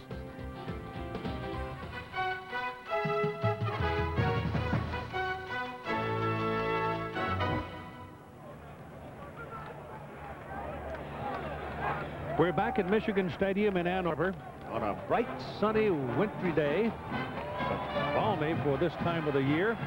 13-10 is the score. Penn State leading Michigan, the home team, and Michigan will kick off to the white-shirted Nittany Lions. Jay Feely will kick it off. Kenny Watson and Chris Campbell will return it. Feely is a sophomore from Odessa, Florida. Pair of field goals and a touchdown for Penn State. 1 field goal and a touchdown for Michigan. And the second half is on. Lions 8-2 coming in. Wolverines 7-2. This is Kenny Watson. And the 6-foot freshman from Harrisburg will give the Lions pretty good field position out around the 35-yard line. Here's a look at the numbers through the first half, almost identical. The thing that's interesting, all the way down at the bottom, the average starting field position, Michigan has been backed up inside their 20. That's a plus 16-yard advantage for Penn State every time you start a drive. Keith Jackson, Bob Greasy, and Lynn Swan. And our folks on the road again. Next week we go to Columbus for Michigan, Ohio State. Curtis Enos and Jason Sloan in the backfield. This is Enos, who had a big first half, and he's taken down right about the line of scrimmage. Very good defensive penetration by Glenn Steele. Here's Swanee. Well, Keith, I talked to Lloyd Carr as he walked off the field, and he said, I knew special teams were going to be important in this ball game, and said they're going to be exceptionally critical in the second half. Because we're going to come out and try and possess the football, try and run it. And interesting thing, going up the tunnel, Thomas Quans, the offensive lineman, said to the team, said, guys, this is our last time. Our last time we're going to come up this tunnel. Let's come up feeling good. Last game for the seniors, Lenny. Nice hat, by the way. You and the cowboy here should get together after the game.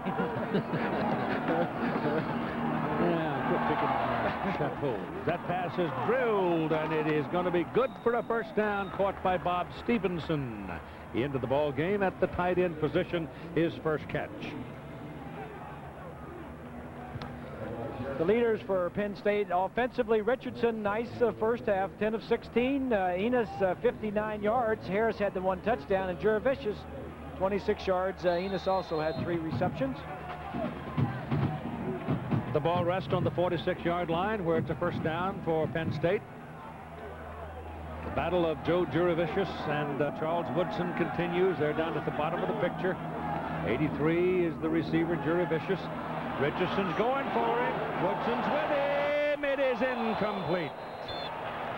You don't get much better than this right here in college football. We came out, and on the 3rd play of the second half, the Penn State says, let's go after him. Jurevicius has the height advantage.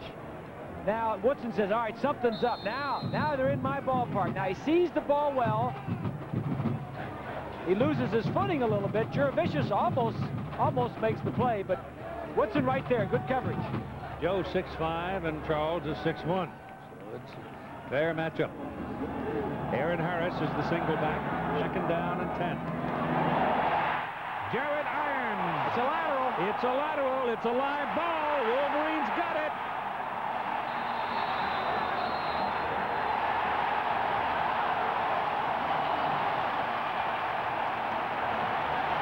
Sword, Copenhaver, Woodson all jumping on it. It looked like Irons with the linebacker. Keith, watch right here as I think it's Irons. Watch as he times watch, he times the blitz perfectly. Nobody picks him up, and before Wally can get the ball, he has to throw it quickly to avoid. Then he had to throw it backwards, and Harris knew that it was a backward pass, and they just get in there and take it away from him. So the defense makes the break for Michigan. First down at the Penn State 30-yard line. Dreisbach hands to Chris Howard. And Howard working in the middle. At about 3, maybe 4 yards. The game started with a mistake by Michigan. Now the second half starts with a big play by Jared Irons and a mistake by Penn State.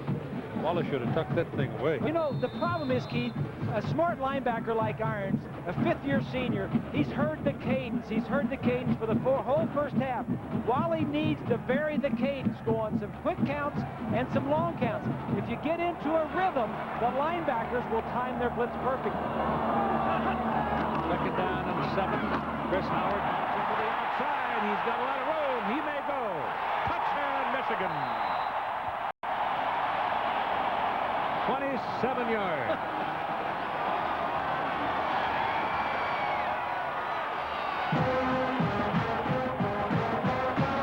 Russell Shaw made the last clearing block.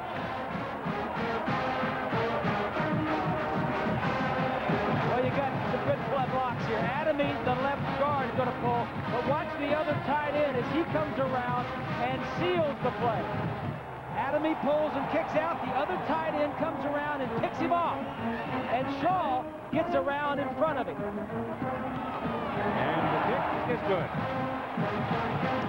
So the third quarter opens bang bang as Michigan jumps to a 17-13 lead. That's Shea, number 36, the other tight end who caught the touchdown pass. I don't think we saw that play in the first half, Keith. I know they didn't execute it nearly as well as this one.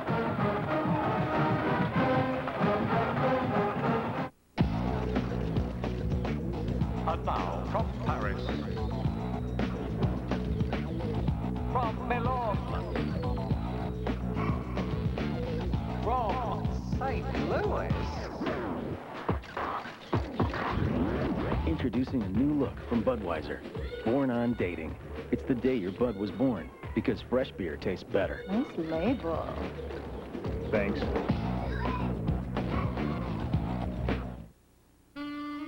Now, with 50% more tender filet than before, McDonald's new Fish Filet Deluxe is sure to satisfy your grown-up needs and desires. For lunch. It's McDonald's with a grown-up taste. What do you get when you cross a high-quality conventional motor oil with an advanced formula synthetic? A revolutionary oil that protects better than regular oils, yet costs less than full synthetics. DuraBlend from Valvoline. Valvoline's the #1 choice of top mechanics. Help the rocket get back to Earth. Help the knight reach the castle. Maybe I should go this way. Help the Jeep Wrangler find the fishing hole.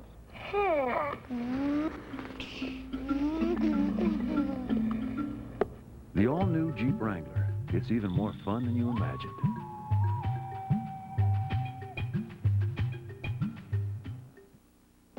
Ohio State is undefeated and planning to stay that way. They invade Indiana for other great regional matchups. It's Game 2 of an ABC doubleheader next. So now this crowd of over 100,000 gets jacked up, and they're beginning to hump and haw a little bit. As the Wolverines kick it away, Feely drives it way back into the end zone. No return out to the 20. First down, Penn State. Chris Howard, Keith, is from Louisiana, but he said what he liked about Michigan was their uniforms and especially their helmets. He said everybody else had logos or letters, but Michigan had those wings, and so that's what got his eye, got him up here. And, you know, it's funny, high school recruits, and we just met one in here at halftime. It's funny what attracts them to a school. Sometimes weather, sometimes a uniform, sometimes a head coach. That's why they're 17, 18-year-old kids. Impressionable. Richardson's pass to Enos. Trying to come back inside, and the Wolverines gang tackle him at the 24-yard line. Here's Swanee. Keith, Aaron Harris had a real chance to recover that lateral before Michigan got in and got the touchdown. But if you notice, when he went for the ball, his feet went out from underneath him. Let me tell you what happened. They watered this field last night, earlier this morning. With temperatures below 30, it was a hard field. But as it's warmed up, the moisture comes back. This field is very, very slick. I've already seen 3 or 4 people slip in critical moments in this ball game. Teach him how to recover a fumble, too. You cradle your body around it instead of picking it up with your hand. Ball given to Enos. Runs right into Sam Sword, number 93. Normally, when you run into Sam, you stop.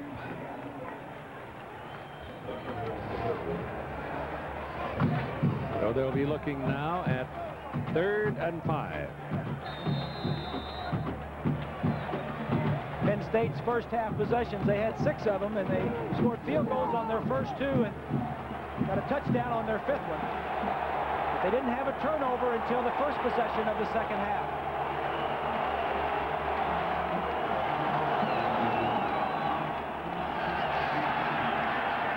Richardson throws, pass good to Olsener, the tight end, and Big Keith will take it out to the 43-yard line for a Penn State first down.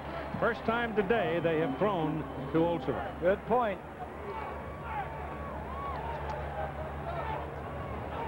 Olsener came into the ball game with 11 receptions on the year. As you mentioned, Keith, that's the first time they've even looked at him. He's had some injury problems. He is not. They haven't thrown to him in a couple of ball games, but every tight end likes to see the ball. On the 43, first down. 17-13, Michigan to the lead for the first time today. And Richardson's pass dropped by Bob Stevenson. Stevenson was open, widely available. Tomorrow at 2:30 Eastern, 1:30 Central and Pacific, Greg Norman, Fred Couples on Shell's Wonderful World of Golf. 4 Eastern, 3 Central and Pacific. World champions Michelle Kwan and Todd Eldridge in special performances, plus pairs and dance competition. Thrifty Car Rental Skate America International tomorrow here on ABC Sports.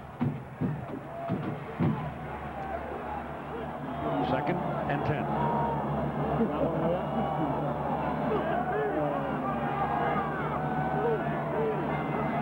Blitz coming. Pick it up. All handed inside to Chris Everly. And the sophomore does not get much. A yard. He's a little surprised at the field position here. I mean, the direction, because the wind seems to be blowing from our right to left. And Penn State had the wind in the second quarter, and normally they want it before, and they'd have it in the fourth quarter, but it was Michigan's choice to kick from either end, and I think they want the wind in the fourth quarter. Wally Richardson throws a bullet, but the ball is behind Chris Campbell. Chris trying to turn back into it. Had a chance to catch it, but couldn't reel it in, and the Michigan defense does its job. Well, that's a ball that should have been caught. Richardson did everything that he was supposed to.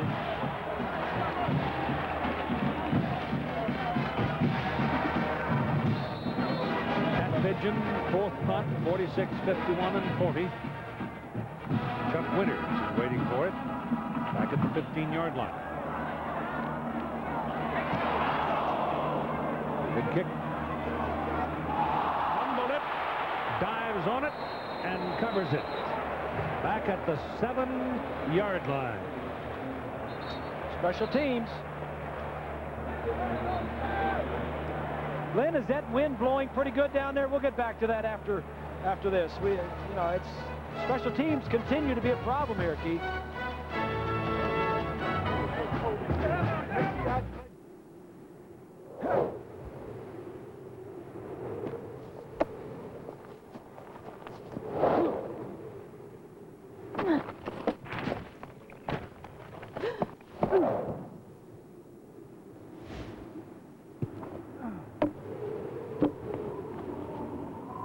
I got it! I got it! No, I got it!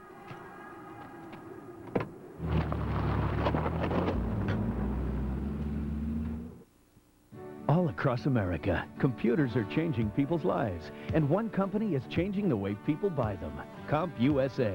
With over 5,000 computer products at everyday low prices and friendly, knowledgeable salespeople to help you find everything you need, which is why more Americans buy computers at CompUSA than ever before. We're everything you're looking for.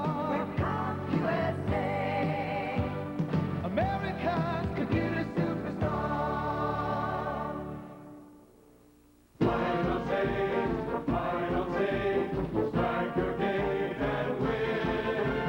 Victory we predict for thee. We're ever true to you, dear old white and blue. Onward say, roar, Lions, roar. We'll hit that line, roll up the score, fight on to victory evermore. Fight on, fight on.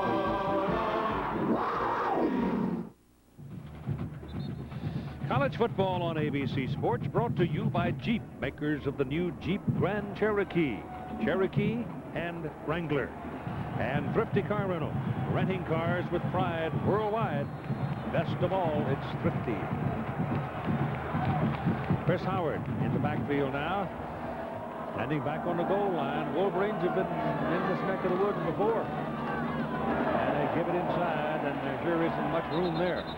He did not get back to the line of scrimmage. The snap of the ball took place just short of the 8. And he's down for at least a 2-yard loss. Jim Nelson, number 44, that big fella right there. Nelson's been showing up good the last couple of weeks. He really has. Penn State. The last couple of games. He's only a junior. He'll be back to terrorize people next year. They were off last week, as you mentioned early, Keith. For those who are just joining us, that makes a big difference this late in the season to have an off day. Oh, boy. They had 3 days, but didn't touch football. Didn't even think about it. Off 3 days. Out of the end zone, Dreisbach lets it go. Ty Streets is down there. And it's intercepted by Kim Herring. I think he caught it, and Herring took it away from him. I think you're right. Streets is intercepted for Penn State by number 3, Kim Herring. There's it from behind the defense. Right in the middle of your screen. It's Streets. Herring is to the right now. Yeah, no, he juggled it, and Herring was at the right spot at the right time. Number 3. Penn State first and 10. Funny how often that happens with people like Herring. Yeah, Lee is there, fighting him for it, battling for it, and Herring is there. So if they hadn't made it anyway, they'd have had to punt. So far today, nobody's kicked it that far, so maybe it worked just as well. 42-yard line, first down. 17-13, Michigan leading with 9.5 minutes to play in the third quarter. Here's some play action in the backfield. Richardson throws, and the pass is caught by Curtis Enos. Very good ball handling there, because they tackled Enos and suddenly realized he didn't have the ball. Herring is an outstanding safety, Keith. We've done several games. He's got career 11 interceptions now for a career. He's had 5 interceptions this year alone, and he had 2 interceptions against Northwestern a couple weeks ago, and a fumble, caused a fumble. So he's in on 4 turnovers in the last 2 ball games. Expect you'll see him play. Yes, you will. Enos is taken down behind the line of scrimmage.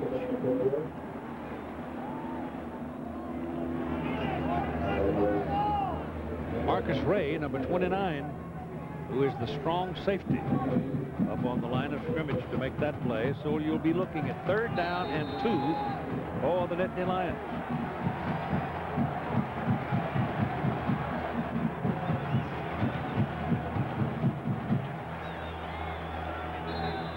Penn State wants time. Joe Paterno wanted the timeout as he looked out on the field, and Wally Richardson calls it. And that stops your clock at 8:28 to play in the third quarter.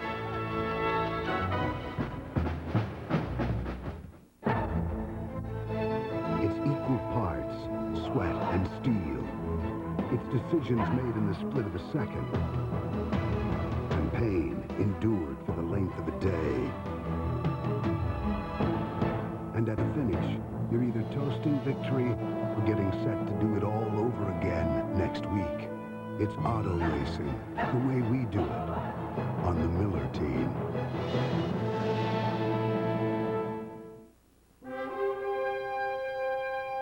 It begins with a step away from the known and a step towards the unknown.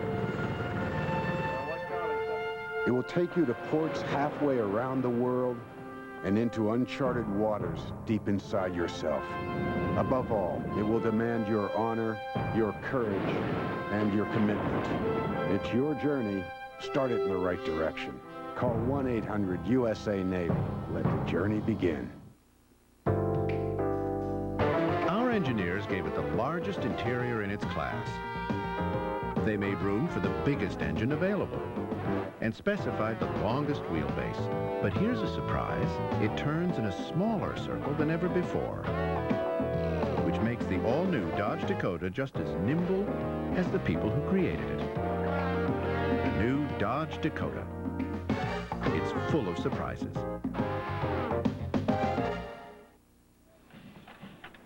Next Saturday at noon here on ABC Sports, noon Eastern Time, the irresistible force Orlando Pace, the immovable object William Carr. It's Michigan and Ohio State at the Horseshoe. Boom. Buckeyes trying to lock up the Big Ten Rose Bowl spot today up in Bloomington, Indiana. That comes along at 3:30 over some of these ABC stations. This is Wally Richardson rolling out on 3rd down and 2 and throwing. Good. First down for Penn State at the 40. Good call, good execution. Sprint your quarterback out, throw it to your big receiver, pick up the first down. Well, Jurevicius is not exactly having his way, but he's having a good day. He's been playing well, Keith, the last few ball games also. I mean, he had a little slump there along with some of the other guys at Penn State.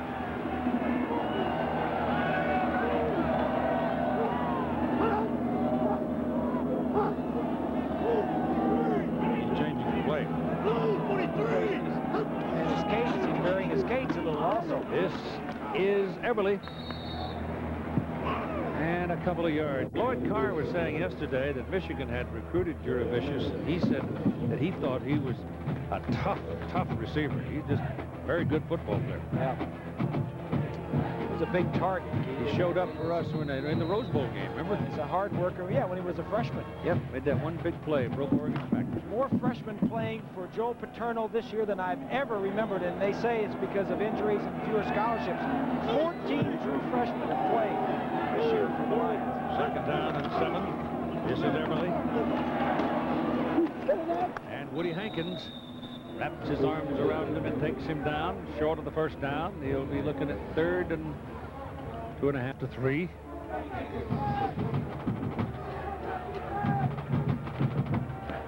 Woody's one of the brighter boys out there on the field, Hankins. He is majoring in engineering. And he can figure out for himself that if Woodson's on the other side of the field, he's going to get a lot of action. And he's played very well. Owasso, Oklahoma. Yes, sir. Curtis Enos is the back, and the pass is thrown to Campbell. And Chris Campbell will get the catch right at the 25-yard line. And that is beyond the chains. So move it. First down, Penn State.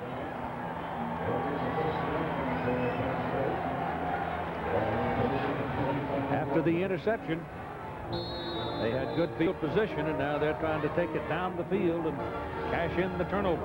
Well, a mark of a good team coming right back. Michigan jumped them early in the 3rd quarter to take a 17-13 lead on a 27-yard scamper by Howard.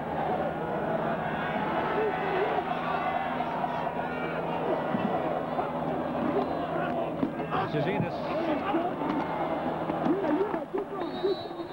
Well, a little move to the right, little juke to the left, drop the shoulder, make a big noise, and gain 8 yards. That's a good block by the fullback. Slowed. Enos in his last 6 carries had only gained a total of 4 yards.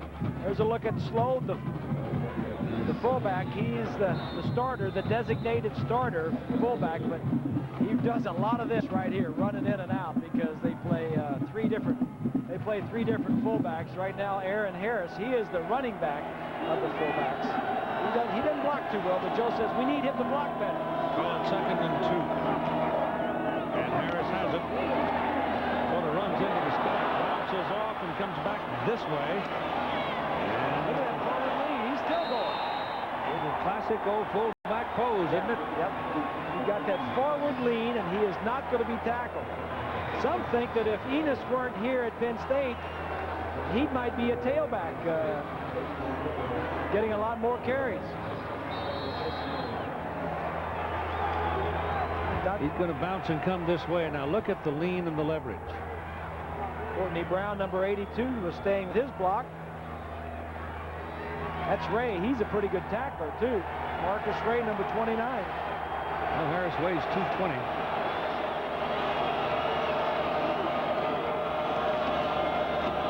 Enos, they get him behind the line of scrimmage. William Carr looped around and got in. So did Huff. Ben Huff. Will Carr, the dancing bear, he's only like 6 feet, weighs about 290, can dunk a basketball, and he can move. I bet you Steve Fisher doesn't want him in there too many times dunking the basketball.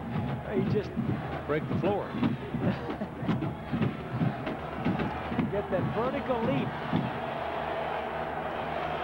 It is 2nd down and 7.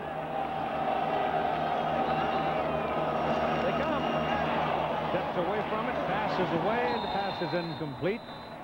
It was Enos coming out of the backfield with Copenhaver covering him. And let's see about the penalty flag, which rests on the grass across the way. It's against Penn State.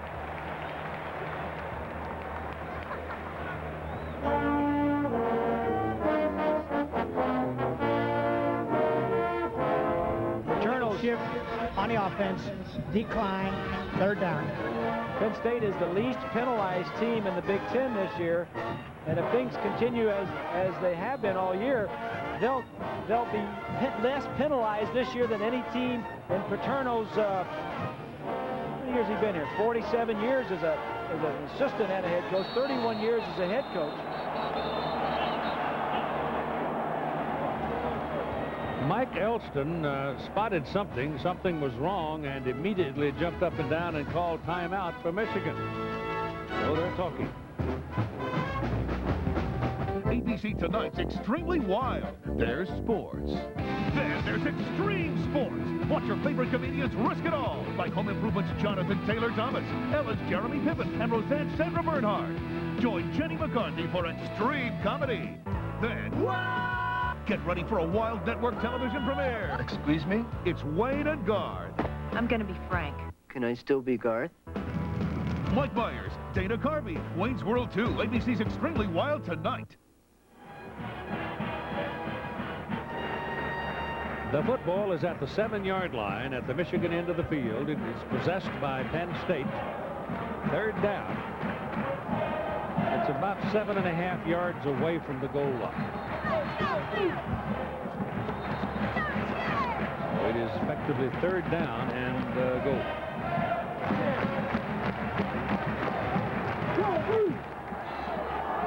Now let's see if they've made some changes in their goal line defensive alignment. Nope.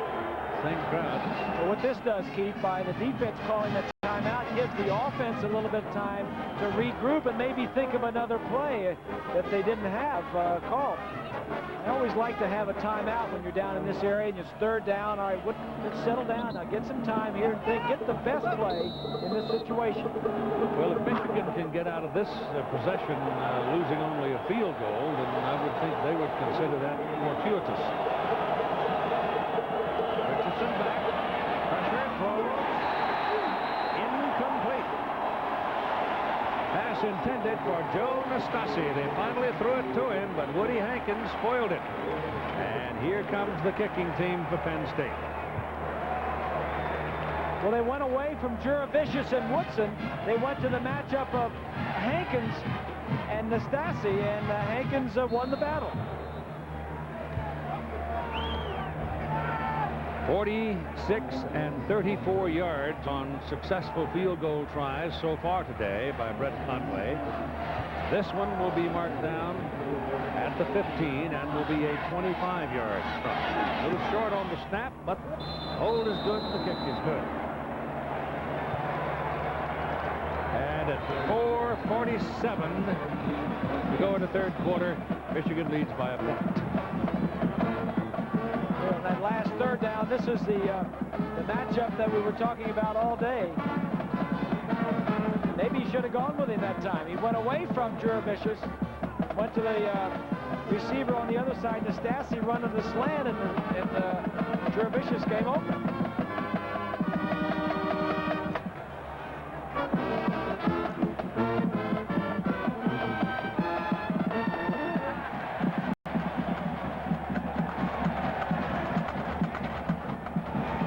Here's a look at the top and the bottom, the two receivers. The top is where he's going to go with the ball. You get it there right now. If you get there right now, the ball was a little bit late and a little behind, allowing Hankins, 23, to make the play. That is Woodson. His running mate back there is Shaw. And Penn State's Conway will kick it off. That's Woodson on the left, Shaw on the right. 17-16 Michigan. Must be wind going right to left. That ball's got good Carroll. He's coming out. Oh my. And he's out to the 20. And he's out to the 23. He is smooth, Keith. He is very smooth. Monday night, don't miss one of the marquee matchups of the 96 schedule on ABC's NFL Monday Night Football. The Dallas Cowboys at the Green Bay Packers. El Croncho. That'll be at 9 Eastern, 6 Pacific here on ABC. That was a pretty good win for the Cowboys up there in San Francisco. I don't think you can. I don't see how you get much better than this one right here. No, I don't either. I go for my boys at Green Bay, though. Do you now? Uh-huh. Got a lot of folks dinged up. That's all right. First down from the 23. Dallas is healthy? Maybe better than they've been. Some weeks. Rise box pass is incomplete, thrown behind the tight end Campbell. Mark Campbell is 6'6", 250.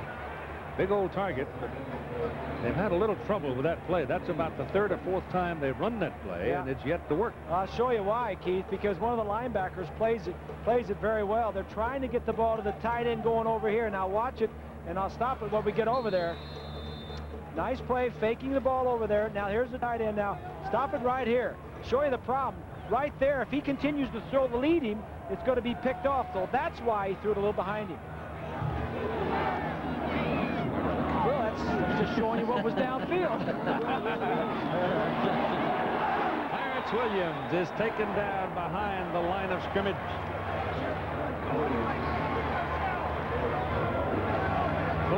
Gerald Filardi, number 47, is a 234-pound fifth-year senior from Huntington, New York, and he makes a heck of a play here. Filardi's a great story. He didn't have a scholarship when he came. Look as he fills the gap. He runs laterally and makes the tackle. You're where you're supposed to be, and you do what you're supposed to do, and that's all it is at Penn State, and that's all Jerry Sandusky wants. A walk-on comes in and has started the last 2 years leading them for tackles. It is now third down and 15 for Michigan. Wants to go big, now throws it away. There's only one guy out on that route. Ty Streets was on the sidelines, and he had a lot of company. That was a one-man route, Keith. He was just going to say, go down deep and run it out, and if you're open, I'll hit you, and if not, we're going to punt the ball away. Now it's up to Peristeris to deliver. First three were bad. Last one was a 50-yarder.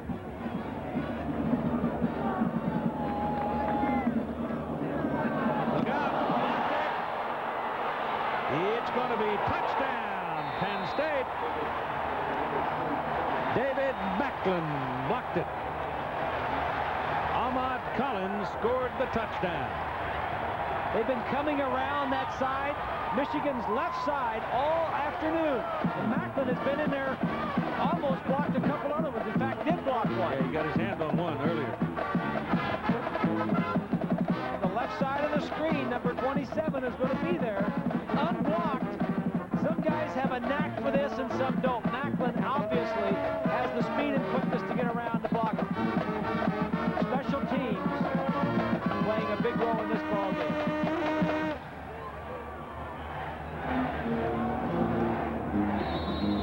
One for two. Now they're up by 5 points, and the little coach's chart up in the booth says if you're up by 5, try to get up by 7 with a 2-point conversion. Two-point play they've worked on. Loads the single back. This has got pass all over. A lot of movement. And it won't work for anything because Jared Irons came firing in and decked him behind the line of scrimmage. He's got the cadence down like it's in his back pocket. It's like he's calling. It's like he knows what the cadence is right here. Very intelligent young man, Jared Irons. Fifth-year senior, just sneaks through. You got to vary your snap count. Daddy wasn't bad either. Gerald played 14 years in the NFL. That's right. Baby brother's a pretty good one, too. Coming out of the Woodlands, Texas. Penn State for the lead, 22-17. Special teams again from the top of your screen. That wasn't even close. That wasn't even close, but they've been coming around that side all afternoon, Keith, so you know in film study throughout the week they saw a weakness over there. Second time this season, the Wolverines have yielded a touchdown off the blocked kick. The second time today, they've had a punt that was blocked. There's the young man. He's a true freshman, one of those 14 freshmen that Paterno says, hey, I got to play him. You know. He got his hand on that 28-yard punt that Harris Terrace wound up with earlier in the ballgame. All right, it's Charles Woodson and Russell Shaw as the Lions regain the lead. Some big bucks riding on these ball games late in the season. They're bowl games to be claimed. And this is fumbled in the end zone by Woodson. He'll put a knee down, and they will bring it out to the 20. Here's a look at the top 25 today. Florida, we mentioned a couple times, was winning. Of course, this is an early start, so a lot of the games are later on this afternoon.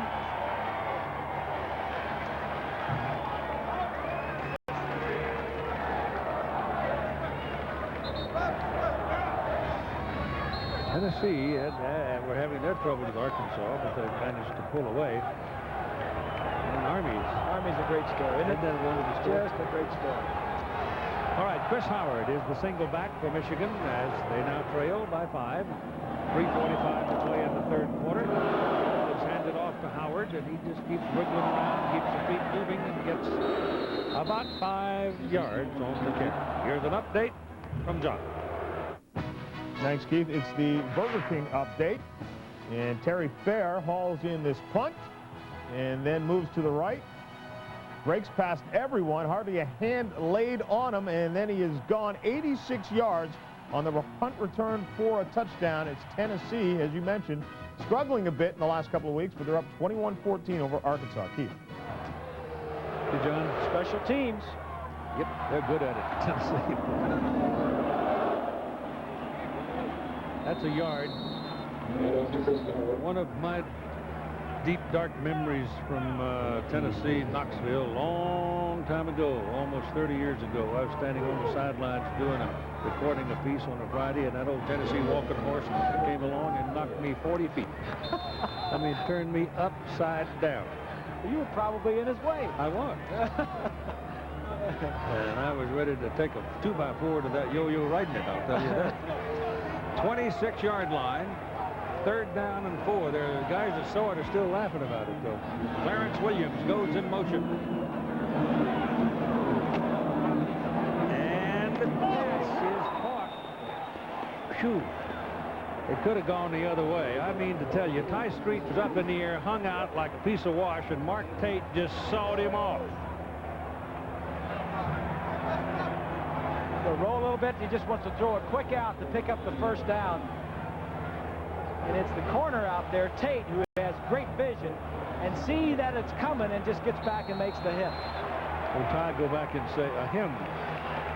Do you see my body? It's the only one I've got. This is 4th down, and they're going for it, Keith. It looks like it. I don't think this ball will be snapped. I think they're going to try and pull him off the It's side. 4th down and 6 inches, 7 inches. Oh, they do go.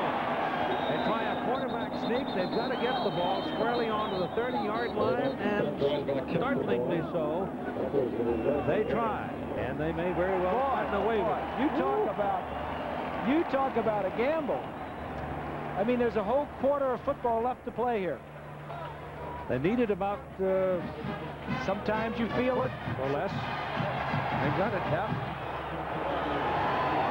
Sometimes you feel it. You have to go with your instincts, Keith. It'll see whether or not this has some impact on what happens from here on. You've got a minute and a half to go in the 3rd quarter. And they go for it on 4th and about a foot, and they get it. Clarence Williams is the man in motion out of the backfield. That gives them 3 wideouts on the bottom of the screen, and Dreisbach back to throw. And he throws in the direction of Williams, about 10 yards behind him, and the pass is incomplete. Williams was running straight down the field, and Dreisbach expected him to stop.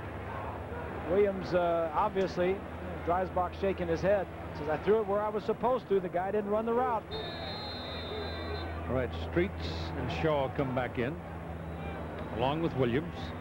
Ball is at the 30-yard line, where it's 2nd down and 10. That took some gizzard to go for it, didn't it? Oh, did it ever on your own 30-yard line? Now Dreisbach still got it. Now he throws it down to the tight end, Tuman. And this time the play works. They've been trying that thing all day, and they finally got it where they wanted it and made it work for a big play. Well, this time they're going to run Tuman a little bit deeper. Here's Tuman here. He's going to go downfield and break deep across as he's going to roll out to this side.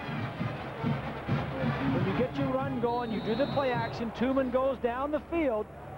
He's got to step on Herring. Just throw it to the outside. It's a good throw. And a good catch by Tuman. And it's 1st down at the Penn State 47-yard line with Chris Howard in the backfield now for the Wolverines.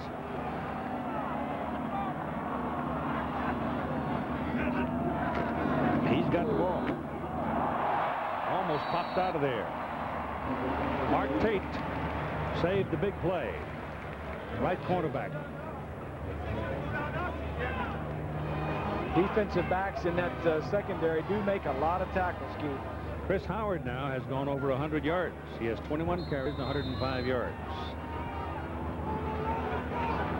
So look at Prater, number 1. He's not very big, only 5'9". The strong safety Lee, number 24, is only 5'7" and 173 pounds. So even though they're small, they're mighty. 2nd down and long 3. Howard. Ooh. Pretty good crunch. Chino Prater came up and popped him. I think they're talking fumble down there. Prater's trying to sell. Well, Filardi is at the bottom with Sean Lee. The ball did come out. No question about that. Filardi's shaken up. Quarter's going to run out. At the end of 3, it's Penn State 22, Michigan 17. We'll be back after this message and a word from our ABC station.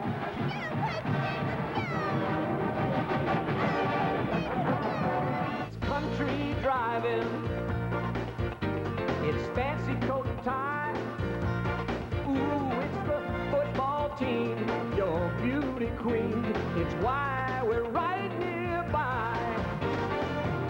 Call now. For just $19.95 a day, you can rent a Dodge Neon or similar compact car from Thrifty. Best of all, it's Thrifty, coming through like we knew we would.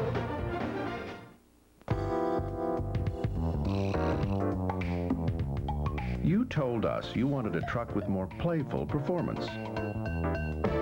So for the all-new Dodge Dakota, our engineers matched quick ratio steering with a precision-tuned suspension, making it a blast to drive.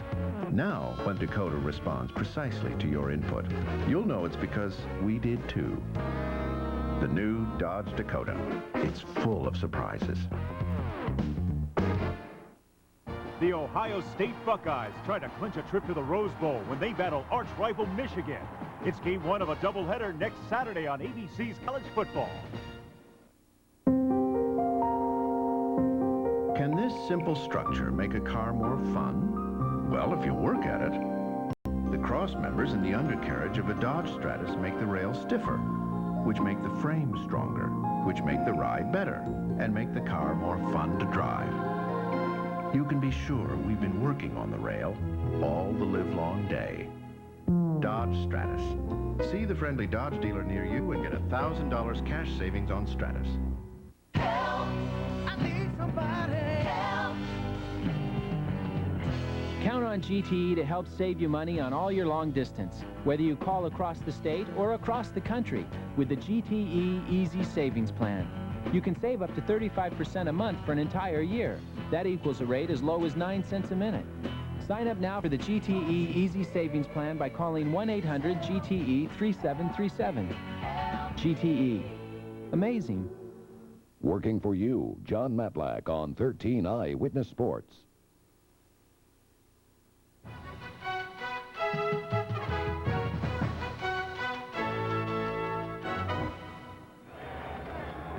Well, we've traveled through 3 quarters, and it's 22-17, 5-point lead, Penn State over Michigan. Wolverines getting a break, keeping the ball. Looked like the ball might have been loose, but it's 3rd down and 1 now as they begin to move it. Ernan handed off to Howard, and he hammers in there and gets the 1st down.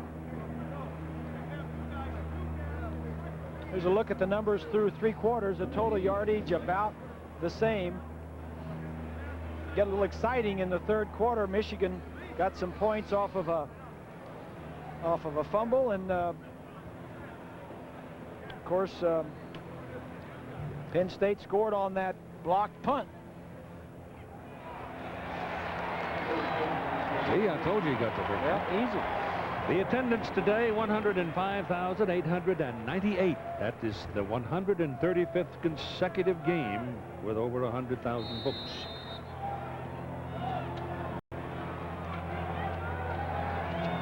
Put it on the 37-yard line where it's 1st down. In the 4th quarter now, just starting. That's Aaron Shea, the man who moved to the top of the screen, the tight end, who made his first touchdown catch in this ball game of this year. That's a gain of a yard with Howard, and tackle by Chris Snyder, the junior from Chesapeake, Virginia.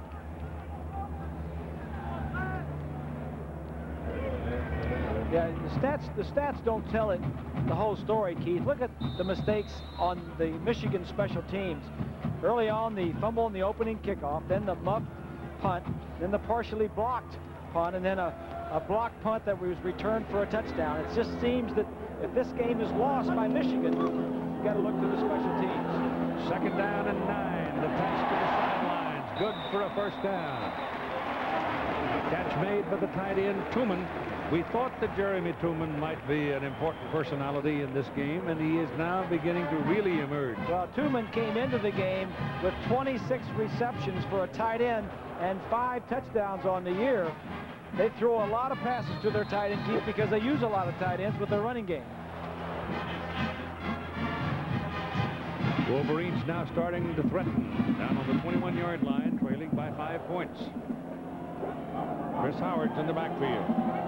Clarence Williams, a bit tender after being hit, having a twisted knee in the 1st half. Howard looks around for a crack. Aaron Collins makes the tackle on him as he brings the ball back inside to the 20. This is just tough physical football as you take a look at Collins.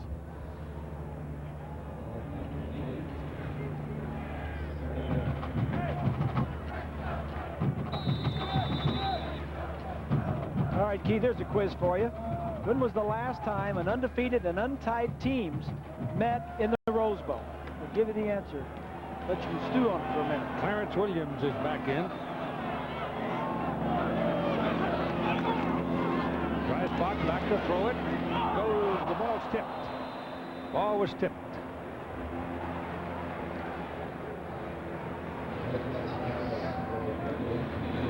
The last time 2 undefeated teams and untied teams in the Rose Bowl? My alma mater, 1931. Washington State. I want you to see that. Well, I knew that. Yeah, sure you did. Why didn't you answer it if you knew it? What is that? That's about 65, 66 years. It's a very rare thing. Since 2 undefeated, untied. And we may have it this year. Arizona State, congratulations. And, of course, Ohio State trying to get there. On 3rd and 9, Dreisbach rolls. He's got room. Now he throws, and it is tipped, and it is intercepted by Sean Lee.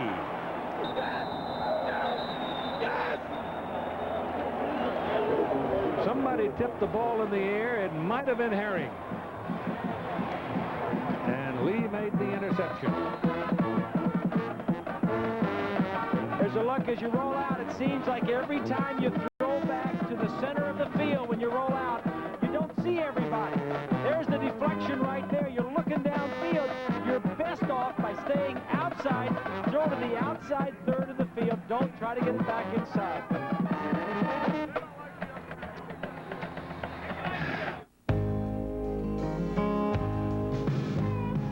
Like a rock, I was strong as I could be. Like a rock, nothing ever got to me.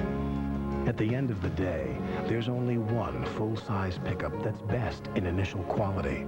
Like a rock, Chevy CK. It's a dirty job, but somebody's got to do it.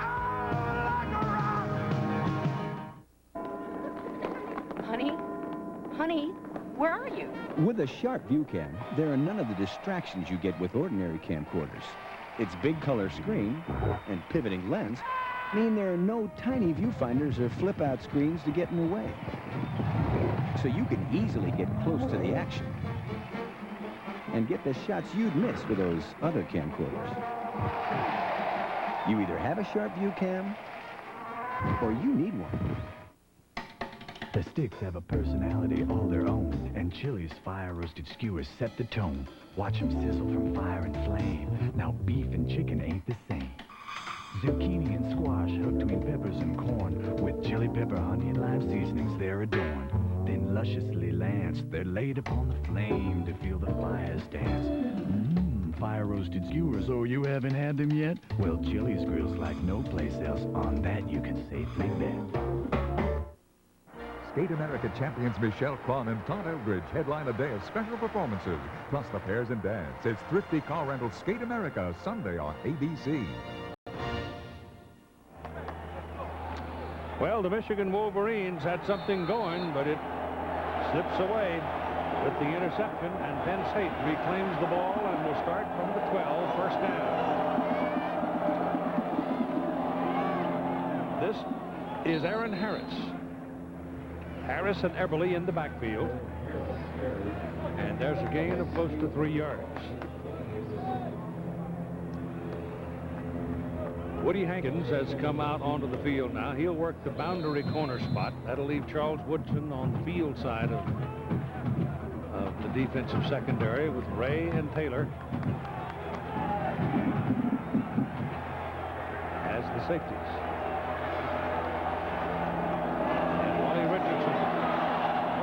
Gets away from William Carr, throws complete up the field to Joe Juravicius.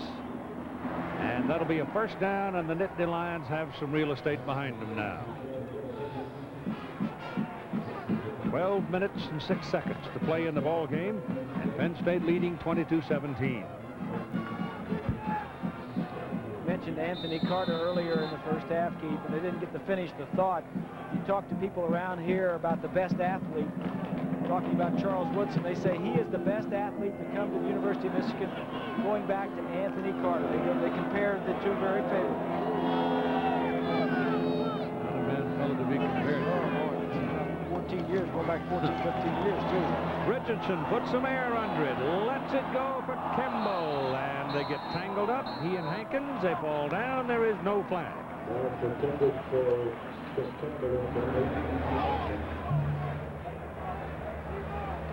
Richardson does the right thing here. He just lays it out there and gives his receiver a chance, number one, to catch it, or if not, maybe a flag.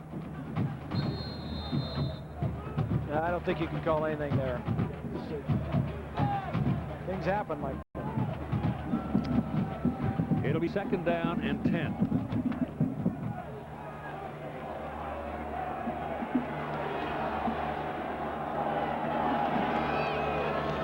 Hankins has Nastasi on the field side right now. As Richardson throws down the middle to Jurevicius. The pass is completed. The tackle is made by Marcus Ray, and it's right on the down marker. So I think it's going to be 1st down for the Nittany Lions, and they move the chain. Richardson does a nice job of keeping his poise, sliding around in the pocket, giving his receiver just enough time, and then fires it to pick up the 1st down.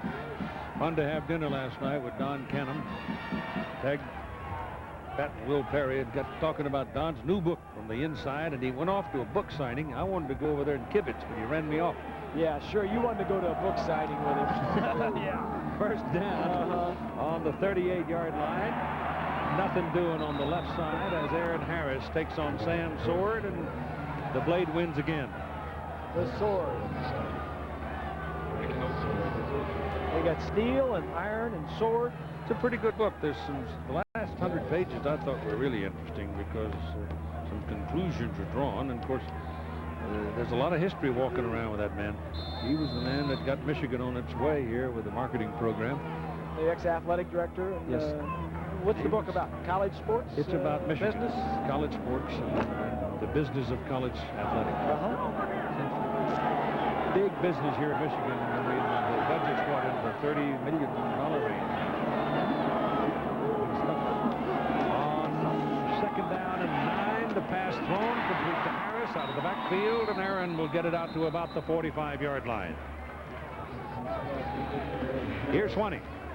Well, Keith, you guys are talking about the best athletes, whether it's Charles Woodson or Anthony Carter. I've got Anthony Carter right here. And they've been talking about Charles Woodson's talent. How do you assess it, Anthony? Pretty good athlete. Anytime you get a guy that can go both ways and do the things that he's been doing for this university, you have to take your hat off to him. But, you know, I heard you guys say that he's the best athlete that come through the university since I've been here. But, you know, I'm very impressed that my hat goes off to him. And if Bo would have gave me that opportunity, I think I'd have been a hell of a safety. I'm going to ask you one more question. Hang on for a moment. 3rd down and long 3. That ball's batted away, incomplete. There may be a penalty coming right here.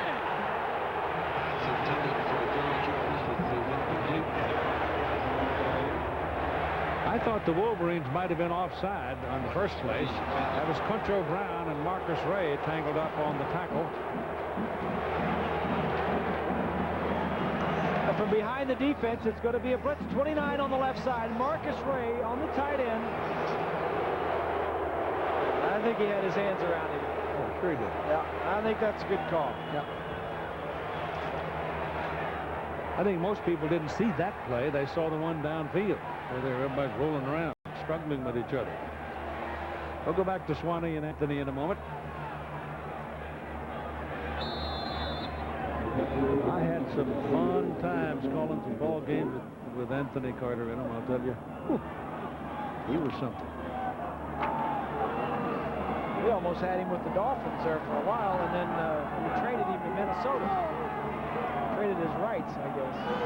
On 1st down and 10 now from the 48-yard line. Here's Anthony Cleary. He gets a rare carry. And here's Swanee again. Cleary. All right, Keith. Anthony, I just wanted to ask you, we're talking about Woodson going from offense to defense. What do you think might be his best position in his future? Well, as far as I know, he was recruited as a defensive back, and I think that's his first love, and I think he's probably stay at the defensive back section. But, you know, either way, he can go both ways, but right now I think his best position right now is at the defense. Harder to make the adjustment going from offense to defense? Oh, there's no doubt about it, you know, especially on the next level. It's definitely. H.E., thank you very much. Which position gives you the greatest longevity? How about the most dough? How about money? Money's probably, somebody stepped on one of the linemen stepped on his foot as he tried to pull away from center. He got the handoff completed, but it doesn't amount to much. But from, well, I would think a wide receiver would make the greater amount of money. But what about longevity? Which position can you play the longest? I think for the most part, I think the defensive back. You make it a little longer. Yeah, I would guess so. You probably make less of you. As you look at the feet, watch the feet. the right guard, that's 64 Ostrowski, stepped on his foot.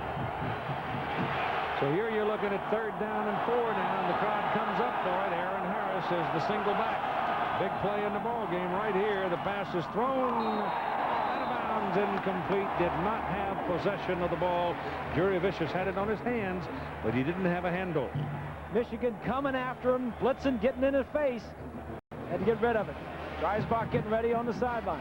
8 minutes and 35 seconds to play in the ball game. It's a 5-point game now at 22-17 Penn State. And here's Pat Bidgen. He's had a pretty good day punting. Shortest punt has been 40, longest 51. Charles Woodson is waiting for it. Spins it off to the right. Gonna go to Woodson. He'll take a shot. He's hit. That gets all kinds of flags out in a hurry because you got to give him 2 yards of room.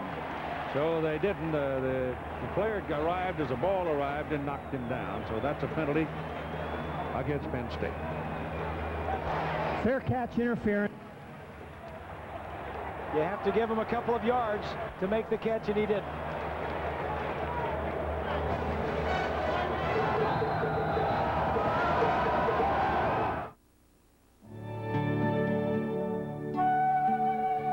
Trust.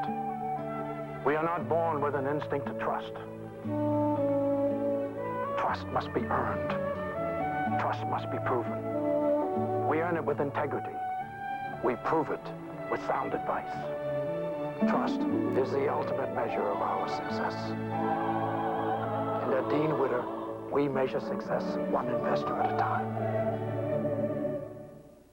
Hurry, girls, before Daddy gets up. Ooh, ready. Now, no more of these are Daddy's corn pops. Oh, look, Daddy's bowl is too full. The problem with a cereal that tastes like popcorn, only sweeter, is that it disappears like popcorn, only faster. Mommy, that's Daddy's. We share. Hi, girls. Happy birthday! Thanks, guys. Now let's all go make him breakfast. Kellogg's Corn Pops. It's hard to stop when it's Pops. Only by going alone in silence can one get into the heart of the wilderness. All other travel is mere dust and hotels and baggage and chatter.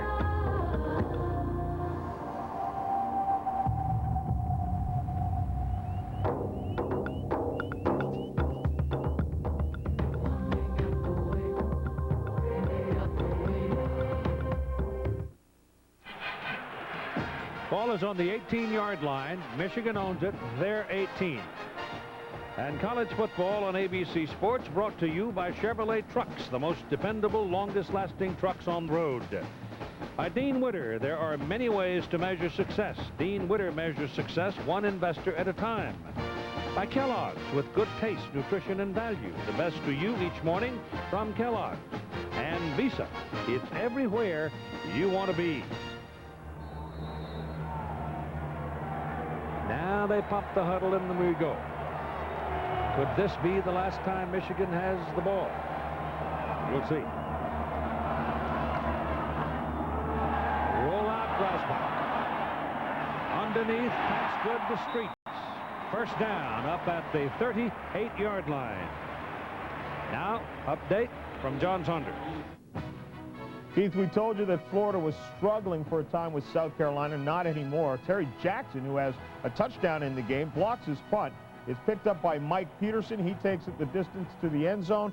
35-15, now the Gators in charge. And Temple, one win ever in the Big East, one win this year. They're leading Boston College 20-14. Keith. Oh, my. I worry for Dan Henning. Last possession for Michigan. This is Chris Howard. The last possession Michigan had, they started on their own 20-yard line. They took it 14 plays. 14 plays they had it, and they threw an interception. Sandusky says, all right, we'll just bend, we'll just give a little bit. We're tough. We're not going to make it easy on you. Just hope that somewhere down the road you're going to make a mistake. And Michigan did. They had it 14 plays and had a ball tipped for an interception. Second down and 6 from their own 41, trailing 22-17.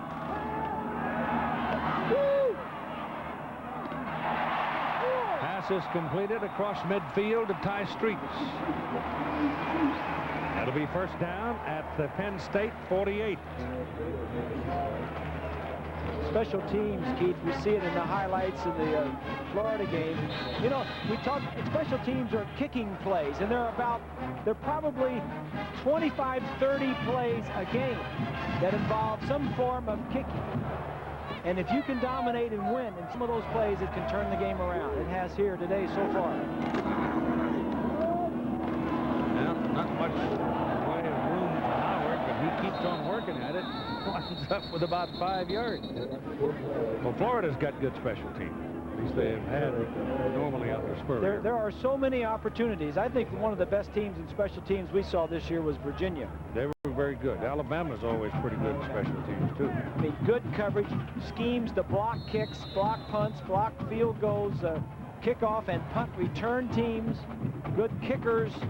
And it's not because one team or another works on it more than another, because Michigan certainly works on it as much as Penn State. It's just the technique and the way they go about it and the results that they get, obviously. Second down, short 6. Howard becoming the workhorse as the day wears on here. 6 minutes and a half left to play. And tomorrow night, it's the first $100,000 winning video of the season on America's Funniest Home Videos, followed by a new Lois and Clark. Then Dana Delaney heads an all-star cast to the world premiere of Bob Saget's tribute to his sister for Hope tomorrow night on ABC. Clock ticking along. Ball is on the 41-yard line. Penn State side of the field. Third down now, and 4 for Michigan.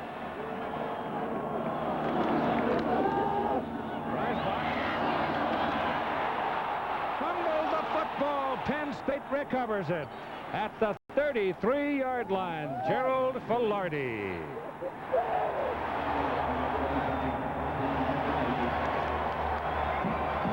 Dreisbach looked like he was going to pick up the first down, and all of a sudden somebody slapped the ball loose, and Filardi covered it. There was a pass play, Keith. It was not a design run.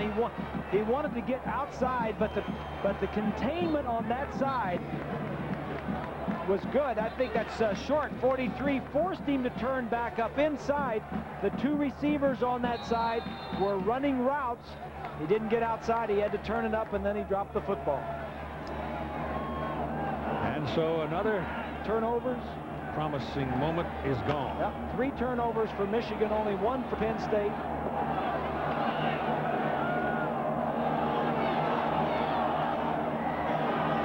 Enos is in the backfield. Ball is given to Harris. Aaron Harris fights his way for 6 or 7 yards, but there is a penalty flag. I believe that'll come back. It will. Holding Penn State. If we have time, we'll have the Thrifty Car Rental College football postgame report. John Saunders, Todd Blackledge, scores and highlights from across the country. And, of course, there's a lot more football coming. Joe's not happy with that penalty.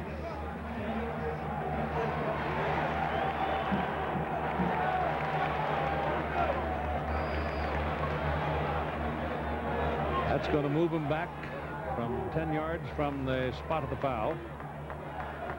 And the ball comes back to the 23. So it'll be 1st and 20. That's right. That penalty is a killer, Keith, because instead of being 2nd and 3 or 4, it's 1st and 20.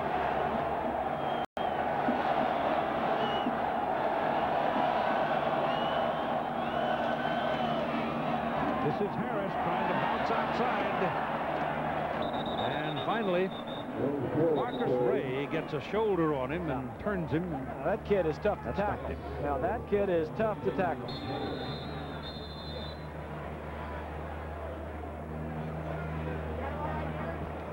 Timeout, Michigan. 5:15 to play in the ball game. And Penn State trying to protect a 5-point lead.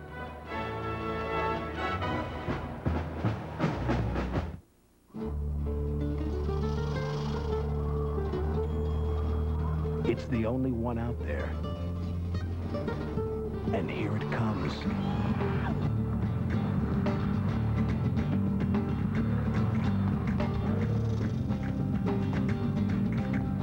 The only compact pickup to offer a third door.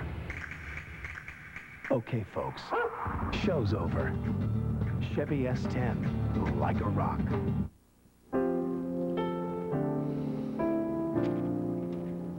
Room 518 wants to give a speech that brings his company back to life.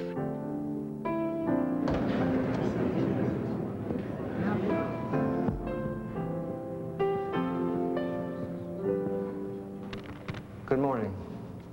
I had a speech written, but I think it's better I speak to you from my heart. Marriott, when you're comfortable, you can do anything. They are a new breed of individual investor, and their numbers are growing.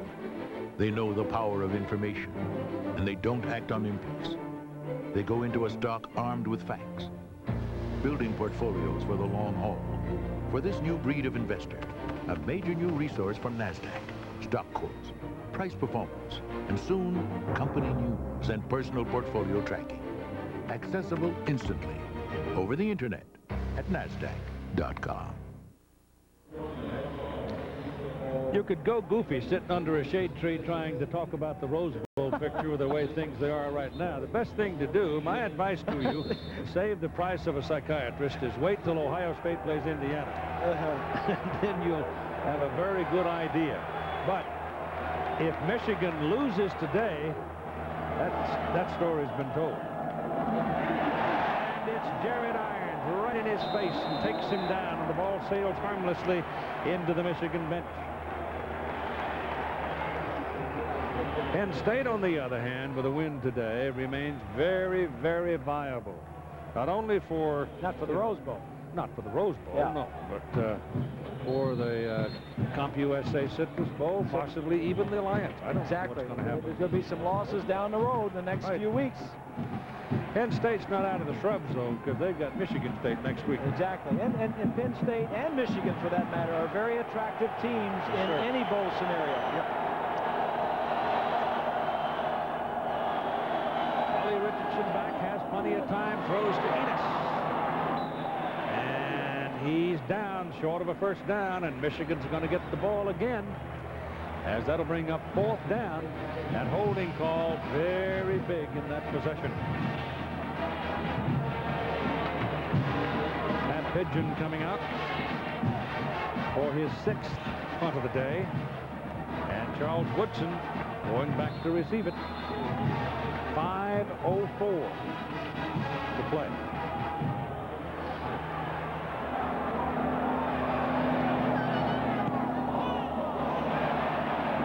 Not a particularly good punt, but it takes a fine bounce and roll. Tail dragger there, also. Down to the 22. So 40-yard punt, they get it back with 4 minutes and 54 seconds to play.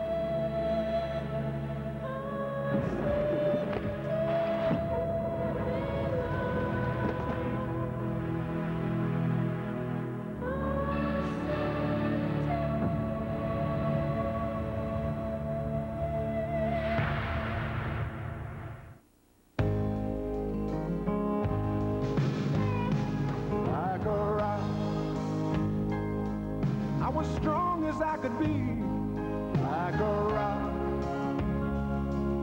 Nothing ever got to me. The most satisfied full-size pickup owners are Chevy CK owners. How do you know? Like a rock. You can see it in their eyes. Chevy, the most dependable, longest-lasting trucks on the road.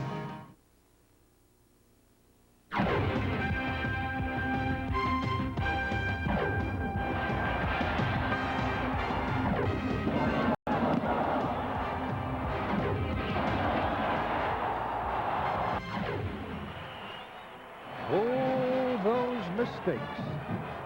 And there have been a lot of them. Clarence Williams is in the backfield now. Michigan trying to start a 78-yard journey that could give them the lead late in the game. And the pass is intercepted by Kim Herring. Didn't have enough heat on it, and Herring came across and picked it off. Herring is one of the outstanding players on this field, Keith. There's no doubt about it. Trying to get the ball to the tight end on the short side of the field, a little bow-out pattern, a little corner route. Herring will come into your picture, but watch the tight end. He's going to go up the field and break to the outside. Now watch Herring as he cuts underneath him. Sees the ball. Most defensive backs would have just broken it up, but Herring goes for the interception. That's his second of the day and his 12th career INT. And the ball's on the 38 of Michigan. First down, Curtis Enos, the deep back. He's got the ball. He's got a huge hole, and see you later. Touchdown, Penn State.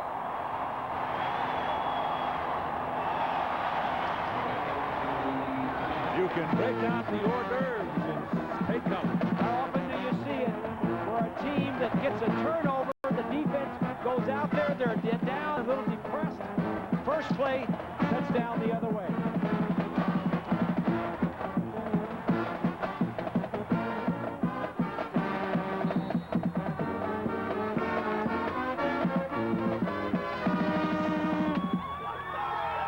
Brett Conway for the extra point. Michigan obviously is going to get the ball again, but it's going to be a different critter this time. The kick is good.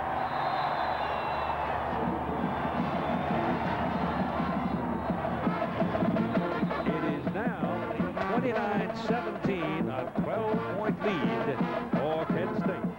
4:42 to play.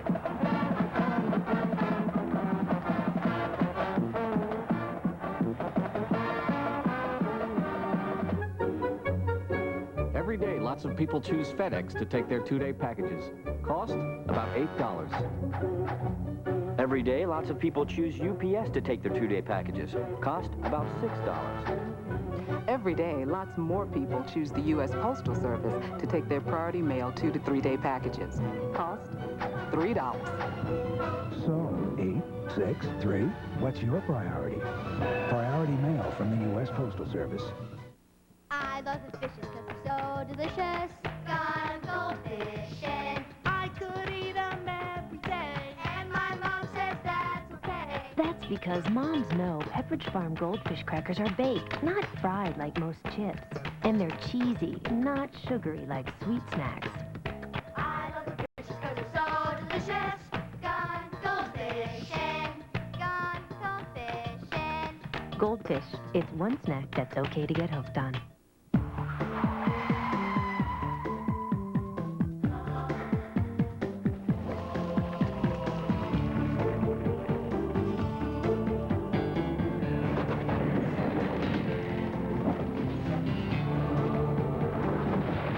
The Chevy Blazer with the exclusive driver control system. A little security in an insecure world.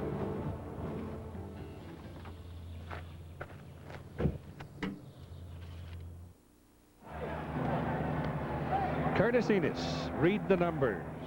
The 8th player in Penn State history to rush for 1,000 yards plus in a season. Now with 1,031 today on 18 carries, 106 yards, and 1 touchdown. And that touchdown may have been a cruncher. All right, Conway will kick it off, and Michigan will try to return it. Woodson at the 4.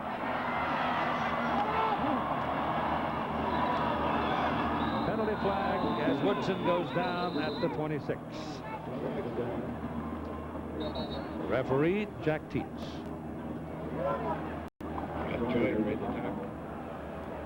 Holding Michigan.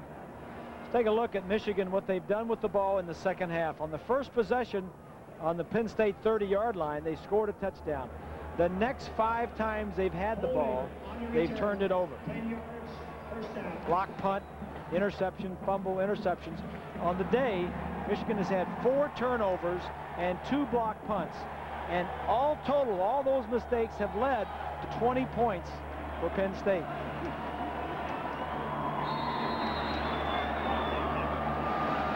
Mistakes, mistakes, mistakes. Brian Greasy is now the quarterback for Michigan. Working out of the shotgun, hurried into the ball game. Better hurry. And he gets his pass away, and it bounces in front of High Streets. So virtually no chance to warm up. Thrown into the breach at 4.5 minutes to play into the game. So this is the first time that we have seen a shotgun, almost a 2-minute offense out of Michigan. 4 wide receivers. The game plan going up to this point has been 3 tight ends. Now they're spreading it out. 12-point lead for Penn State.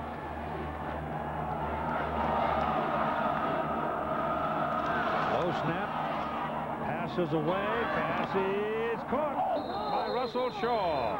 Out at the 31-yard line. First down. He battled with Sean Lee for it, but he came away with it. And so the Wolverines take a deep breath.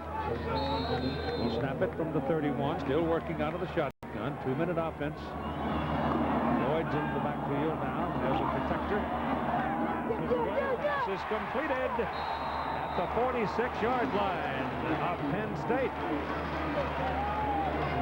4 minutes and 15 seconds to play in the football game. They need a very quick one. Yeah, they need a quick one, Keith, and then they need another one. But Penn State is just sitting back, not giving up any easy touchdowns. Woodson's on the field. Top of the picture. Widest wideout. That ball's thrown to the sidelines. Pass is caught by Russell Shaw in between defenders, and it's another first down for the Wolverines.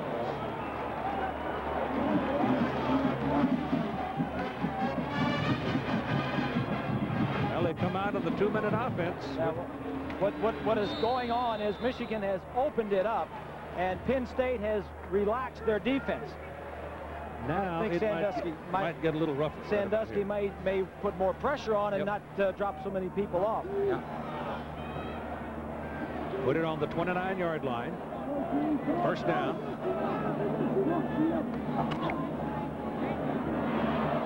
Into the corner for Streets. Is it intercepted? I didn't see it.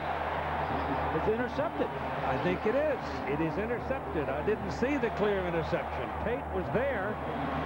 Street had his hand on it. And we'll go back and take a look at it. Now there's Sean Lee behind him. There's Tate coming along, and he just, look what I found, interception. Is that the second? No, Herring got one earlier like that. Tate gets one this time. My goodness. So Street's got his hand on it, and all he was able to do with it was hand it off, literally, to Mark Tate. You got to make some plays. When the ball is there, somebody's got to go up and make a play. And the plays are being made today by the guys in the white shirt. Penn State is intercepting and getting the turnovers, and Michigan is not. And so once again, Michigan is blunted. And Penn State will go from the 20, first down. And they will run it until Michigan makes them stop running it. Anthony Cleary carries across the 25 to the 27-yard line, and a timeout is called here by Michigan. 3 minutes and 48 seconds to play in the game.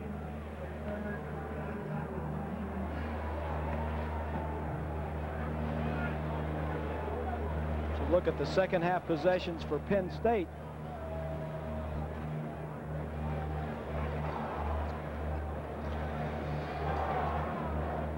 Lions have been very steady. Michigan has just, well, not played well. The Lions have been steady and not turned it over, Keith. They have outlasted. Michigan, on the other hand, has turned it over 5 times and had 2 punts blocked. Michigan also had 5 turnovers last week against Purdue and lost that one. The ball right now rests at the 27-yard line. Clock, of course, is the ally of Penn State. That at a 12-point lead. There's the Michigan travail of the second half. Field position hasn't been exactly startling. They did have the one starting point on the Penn State 30 and resulted in a touchdown. That was the one turnover that Penn State did have. They turned it over on their own 30, and Michigan went in 2 plays. And so with 3:48 to play, Penn State will go to work on the 27. Joe always brings in a good, strong, solid, disciplined team. Don't beat yourselves. Richardson working with Enos, and at the 28-yard line. Coming up next, you've got Ohio State at Indiana, trying to lock the Rose Bowl for the Big Ten spot. And North Carolina, North Carolina ranked 6th in the country, only one loss, that's to Florida State. In the Pac-10, UCLA's at Arizona, and Oklahoma is down at Texas A&M. So check the local listing for the game on your ABC station, or the games available from your cable operator. North Carolina in Charlottesville, that's a hard place to win. Oh, yes. And they got to be mad, too. Virginia's got to be a little upset. 3rd down and 2 as Curtis Enos works his way across the 30-yard line, and I think that's enough for the first down. And if, in fact, it is, it's beginning to look pretty good for Penn State. 3 minutes and 3 seconds to play in the game. Michigan with no more timeouts. They don't have any left. They can't stop the clock. This Michigan team has to go over to down to Ohio next week, Keith, to play Ohio State. And of course, that's the big game of the year for both of those schools. And Ohio State has a chance to have the Rose Bowl wrapped up by then if they beat Indiana here today, or down in Indiana today. Enos, great running backs late in the game, just get stronger and stronger, and he looks like one of those. And they've had some great ones over there at Penn State. You know, 4 times in the since 1984, when the Buckeyes went to the Rose Bowl, 4 times Michigan has knocked them out of the Rose Bowl. One of those times creating a 4-way tie, which didn't mean that Michigan went to the Rose Bowl, but some other team did. Right? 4 times they've knocked Michigan out, or rather Michigan has knocked Ohio State out on a trip to Pasadena. Everly and Cleary in the backfield now. 2 minutes. Again, a step on Wally's foot. He gets the handoff away to Cleary and a short gain on it. The Chevrolet most valuable players of the game are Kim Herring for Penn State and Chris Howard for Michigan. Herring, 10 tackles today, 2 interceptions, been in the way all day. Chris Howard has 120 yards for Michigan on 28 carries and a touchdown. Chevrolet donating $1,000 to each school's General Scholarship Fund to reward outstanding students for academic achievements and those who need some financial help. It's been a Chevrolet tradition for more than a quarter century. 3rd down, long 3. And it is Everly. He's hit behind the line of scrimmage and will lose quite a bit. He'll lose all the way back to the 29-yard line. It's going to bring up 4th down, and Penn State figures to punt. Well, both of these teams, Keith, have been to the Rose Bowl since Ohio State, we mentioned last week. 12 years. 12 years since Ohio State has been to Pasadena.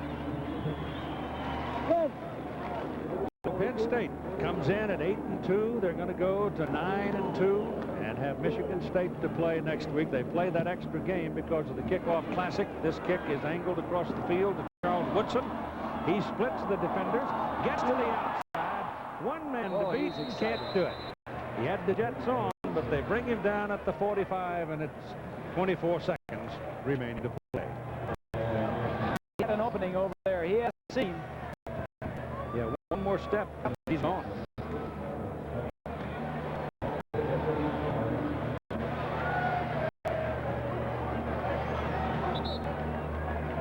So here comes the 2-minute offense again for Michigan. Brian Greasy coming out, and they don't look like they're going to go to the shotgun on this one. It's a 14-14 tie between the Boilermakers and the Wildcats in the Big Ten right now. And here here comes the pressure.